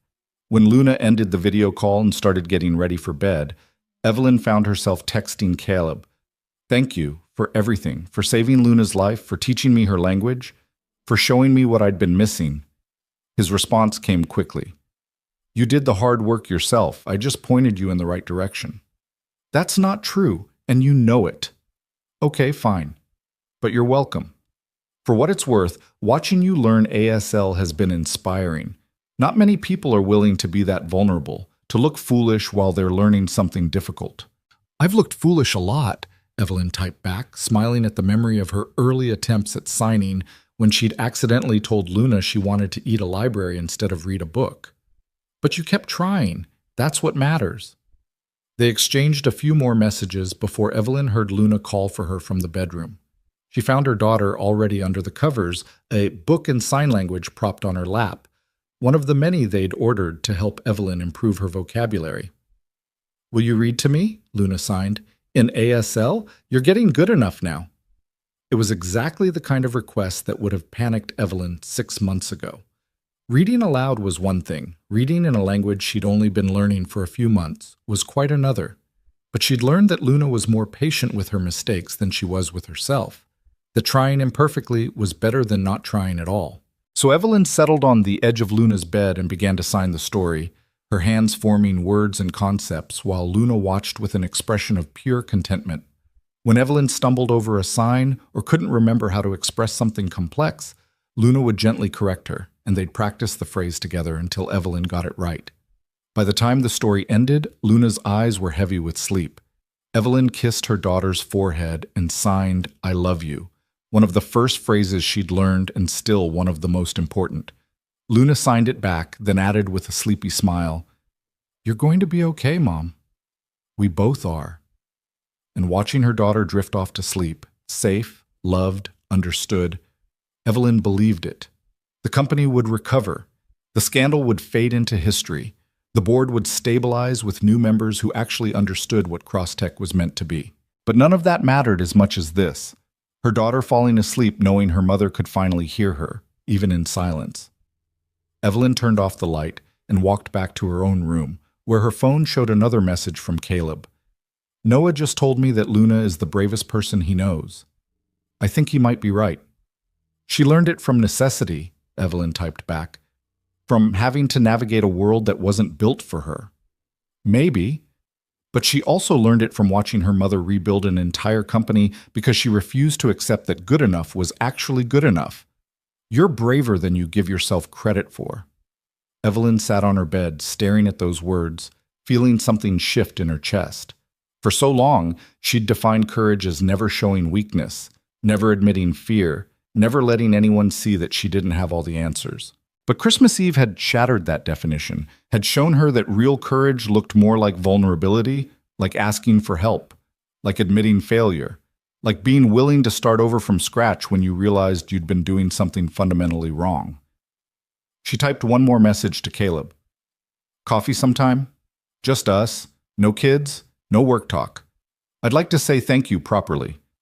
The 3 dots indicating he was typing appeared, then disappeared, then appeared again. Finally, I'd like that. Tomorrow? Tomorrow, Evelyn confirmed.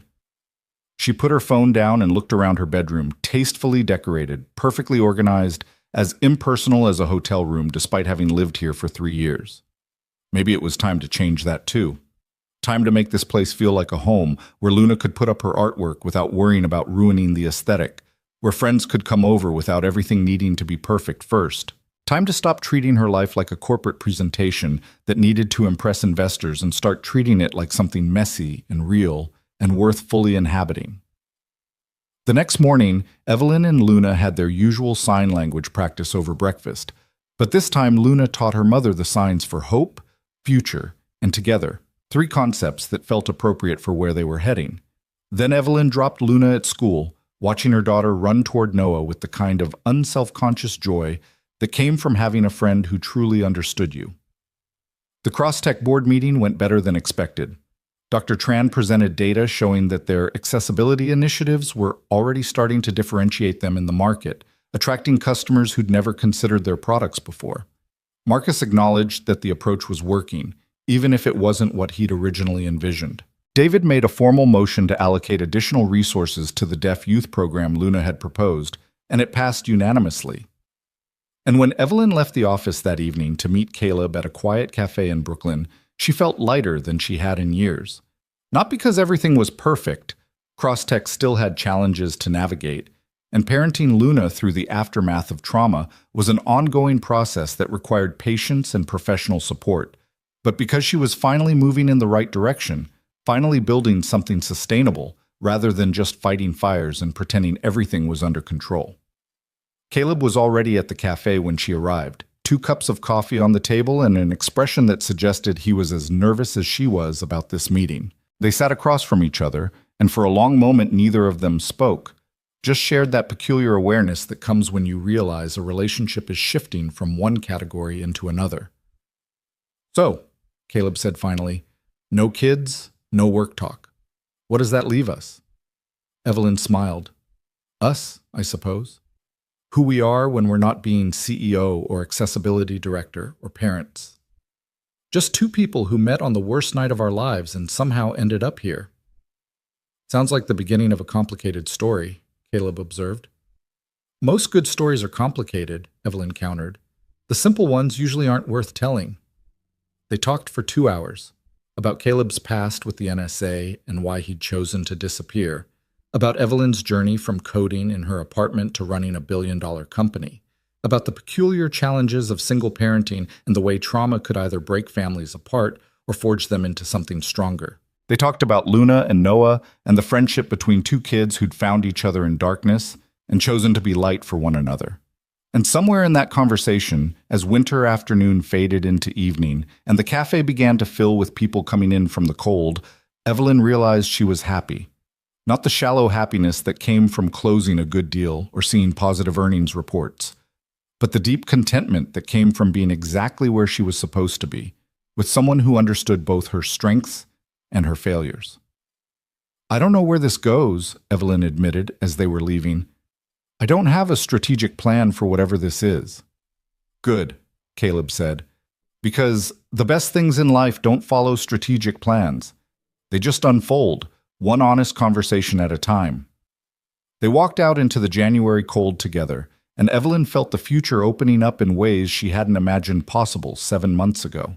Crosstech would continue evolving into the kind of company she'd always wanted to build. Luna would grow up knowing her mother truly saw her, truly spoke her language, truly valued who she was. And maybe, just maybe, Evelyn would learn that success wasn't about never needing help, but about having the courage to accept it when it was offered.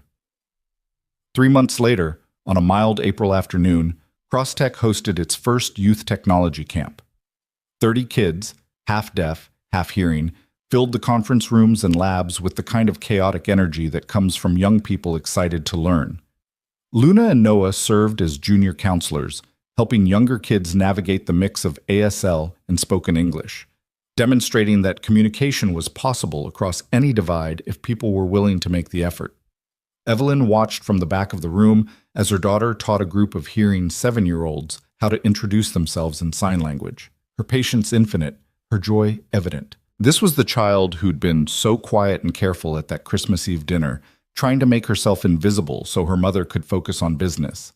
Now she was confident, visible, claiming space in a world that was finally learning to make room for her. Amy Chen stood beside Evelyn, watching the same scene. "You know what the best part of this is?" Amy signed. "These hearing kids are going to grow up thinking of sign language as normal, as just another way people communicate. They won't have the prejudices their parents had because they learned different from the beginning." "That's the hope," Evelyn agreed, her signing now fluent enough for complex conversations. "That we can raise a generation that doesn't see different as less, that understands accessibility as creativity, not constraint." "You really have changed," Amy observed. "When I started here, I never imagined Crosstech would become this, a place where being deaf is celebrated, not hidden." "I'm still learning," Evelyn said honestly. "Still making mistakes, still discovering blind spots I didn't know I had. But I'm committed to the work, to listening to people like you and learning what I don't know." The camp ran for 2 weeks, and by the end, the hearing kids were signing entire conversations, and the deaf kids were teaching their parents signs they'd learned. Several families reached out to ask about continuing the program year-round. A few parents mentioned that their hearing children had started asking why their schools didn't teach sign language alongside Spanish and French. Small changes, spreading outward like ripples on water. Not revolutionary, perhaps, but meaningful in their cumulative effect. On the last day of camp, as families gathered for a closing ceremony where the kids would present their final projects, Evelyn found herself standing with Caleb at the edge of the crowd. Over the past 3 months, their coffee meetings had evolved into regular dinners, then weekend activities with Luna and Noah, then the kind of comfortable domesticity that suggested something more permanent was developing. "Noah asked me something yesterday," Caleb said quietly, signing as he spoke so Evelyn could follow both. "He wanted to know if we were going to be a family. You, me, him, Luna." Evelyn's breath caught. "What did you tell him?" "I told him that family is something people choose, not just something that happens by biology, and that if Luna and you wanted to choose us, and if we wanted to choose you, then yes, we could be a family." Caleb met her eyes. "But I said it was a conversation all 4 of us needed to have together, when everyone was ready." "And are you ready?" Evelyn asked. "I think so. Noah's been more stable these past few months than he's been since we went into hiding. Having Luna in his life, having a community that understands him, it's given him something I couldn't provide alone." Caleb paused. "And having you in my life has reminded me that hiding from the world isn't the same as protecting my son. That maybe we can build something better by staying and fighting for it rather than running." Evelyn looked across the crowd to where Luna and Noah stood together, preparing to present their joint project about accessible gaming interfaces. Her daughter caught her eye and signed a question. "Are you watching?" Evelyn signed back. "Always." And in that moment, she understood that family wasn't about having all the answers, or being perfect, or never making mistakes. It was about showing up, about trying, about being willing to learn and change and grow, even when it was hard and uncomfortable and forced you to confront everything you'd been doing wrong. She turned back to Caleb. "Let's have that conversation, all 4 of us. Not today, not tomorrow, but soon. Because yes, I think I'd like to choose you. Choose us. Choose this complicated, imperfect, beautiful thing we're building." Caleb smiled, the kind of real, unguarded smile she'd learned to recognize as his truth. "Soon," he agreed, "when we're ready." They stood together as Luna and Noah presented their project, explaining how they designed a gaming system that used haptic feedback and visual cues so that deaf and hearing players could compete on equal footing. The other kids applauded, some clapping, some using the ASL sign for applause that looked like jazz hands, all of them celebrating together in a language that transcended sound. And Evelyn felt, for the first time since that Christmas Eve when her world had fallen apart, that she'd found solid ground. Not because everything was solved or perfect, but because she'd finally learned the most important lesson of all, that strength wasn't about never falling down. It was about having the courage to get back up and ask for help when you needed it. That listening was more powerful than speaking. That her daughter's silence had been speaking all along. She just needed to learn the language to hear it. 6 months later, on a cool October evening, Evelyn stood in front of the Crosstech leadership team and announced her decision to step back from daily operations. Not step down, that distinction was important, but create space for new leadership while she focused on strategy, accessibility initiatives, and the parts of the business that aligned with her strengths. I've learned something important over the past year, she told the assembled executives. I learned that I can't be everything to everyone. I can't be the CEO who works 80-hour weeks and the mother my daughter needs and the partner I want to be and the advocate for accessibility that this company requires. Something has to give. She looked at Dr. Tran, who'd agreed to take on the role of COO, not as a way to diminish Evelyn's authority, but as a partnership that would let both women focus on what they did best. So I'm choosing to give up the illusion of total control. I'm choosing to trust my team, to delegate effectively, to build a company that doesn't depend on any single person being perfect. The executives listened with varying expressions, some supportive, some uncertain, all of them aware that this represented a fundamental shift in how Crosstech would operate. But Evelyn had learned that the right decision wasn't always the comfortable one, and that sometimes leadership meant knowing when to share power rather than hoarding it. That evening, she went home to the apartment she and Luna still lived in, though plans were in motion to find a new place that could accommodate the blended family they were becoming. Caleb and Noah were coming for dinner, as they did 3 or 4 times a week now. Sometimes they cooked together, sometimes they ordered in, sometimes they just sat around talking and signing and being present with each other. Luna was setting the table when Evelyn arrived, a task she'd taken on as her responsibility, arranging plates and silverware with the same care she brought to everything. Noah was helping Caleb in the kitchen, both of them signing to each other about proper pasta cooking techniques with the kind of passionate intensity that suggested this was a debate they'd had before. "Mom," Luna called out when she heard the door. "Noah says you put oil in pasta water, but I told him you don't because it makes the sauce not stick as well. Tell him I'm right." It was such a normal moment, such an ordinary family argument about cooking techniques, that Evelyn felt tears prick her eyes. This was what she'd been searching for without knowing it. Not perfection, but presence. Not control, but connection. "You're both right in different ways," Evelyn said diplomatically, then signed it for Noah's benefit. "Oil keeps pasta from sticking, but Luna's right that it can affect sauce adherence. It depends on what you're making." The debate continued through dinner, branching into other topics. What movie they should watch later, whether cats or dogs made better pets, whether pineapple belonged on pizza. The kind of meandering conversation that happens when people are comfortable together, when no one is performing or trying to impress anyone else. After dinner, after the movie, after Luna and Noah had fallen asleep on the couch, with the particular bonelessness of children who feel safe enough to truly relax, Evelyn and Caleb sat in the kitchen with cups of tea and the comfortable silence of people who'd learned they didn't need to fill every moment with words. "I told the board today that I'm stepping back from daily operations," Evelyn said finally, creating space for better work-life balance. How did they take it? Better than expected. I think they've realized that a CEO who's present and focused is more valuable than one who's spread too thin trying to control everything. Evelyn smiled slightly. "Amazing what difference a year makes." "A year ago tonight, you were preparing for that Christmas Eve dinner," Caleb observed, thinking it was just another business meeting you needed to survive. And instead it turned into the night that changed everything. Evelyn looked toward the living room where their children slept. "I don't recommend the method, but I can't argue with the results." "Would you go back?" Caleb asked. "If you could go back to that day, knowing what you know now, but able to avoid the trauma, would you?" It was a harder question than it should have been. The trauma had been real. The danger had been genuine. Luna and Noah had experienced things no children should have to endure. But that night had also broken through walls Evelyn had spent years building, had forced her to confront truths she'd been avoiding, had ultimately led to this kitchen, this conversation, this life she was building. "No," she said finally.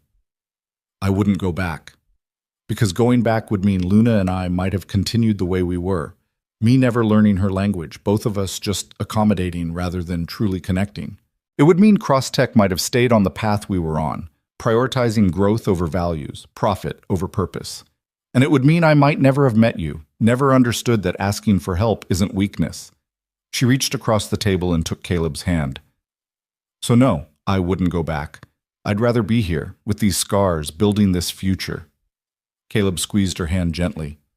"For what it's worth, I'm glad you're here too." They sat together as the night deepened, two people who'd found each other in crisis and chosen to stay through the healing. The road ahead would have challenges. Blending families always did, and running a major tech company while maintaining work-life balance would require constant attention and adjustment. But they'd face those challenges together, with the hard-won wisdom that came from having survived the worst, and discovered they were stronger than they'd known. In the living room, Luna shifted in her sleep, her hands moving in signs even while unconscious, dreaming in the language that had always been hers, secure in the knowledge that her mother could finally understand it. And Evelyn, watching her daughter through the doorway, felt a peace she'd never experienced before. Not the peace of having arrived at some destination, but the peace of finally being on the right path, of knowing that whatever came next, she wouldn't face it alone, that she'd built something worth having, not just a company, but a family, not just success, but meaning. The city lights glowed through the windows, and somewhere out there, the world continued turning. But here, in this moment, everything was exactly as it should be, imperfect, complicated, real, and utterly worth fighting for. And that, Evelyn thought as she finished her tea and prepared to carry Luna to bed, was the truest kind of success there was.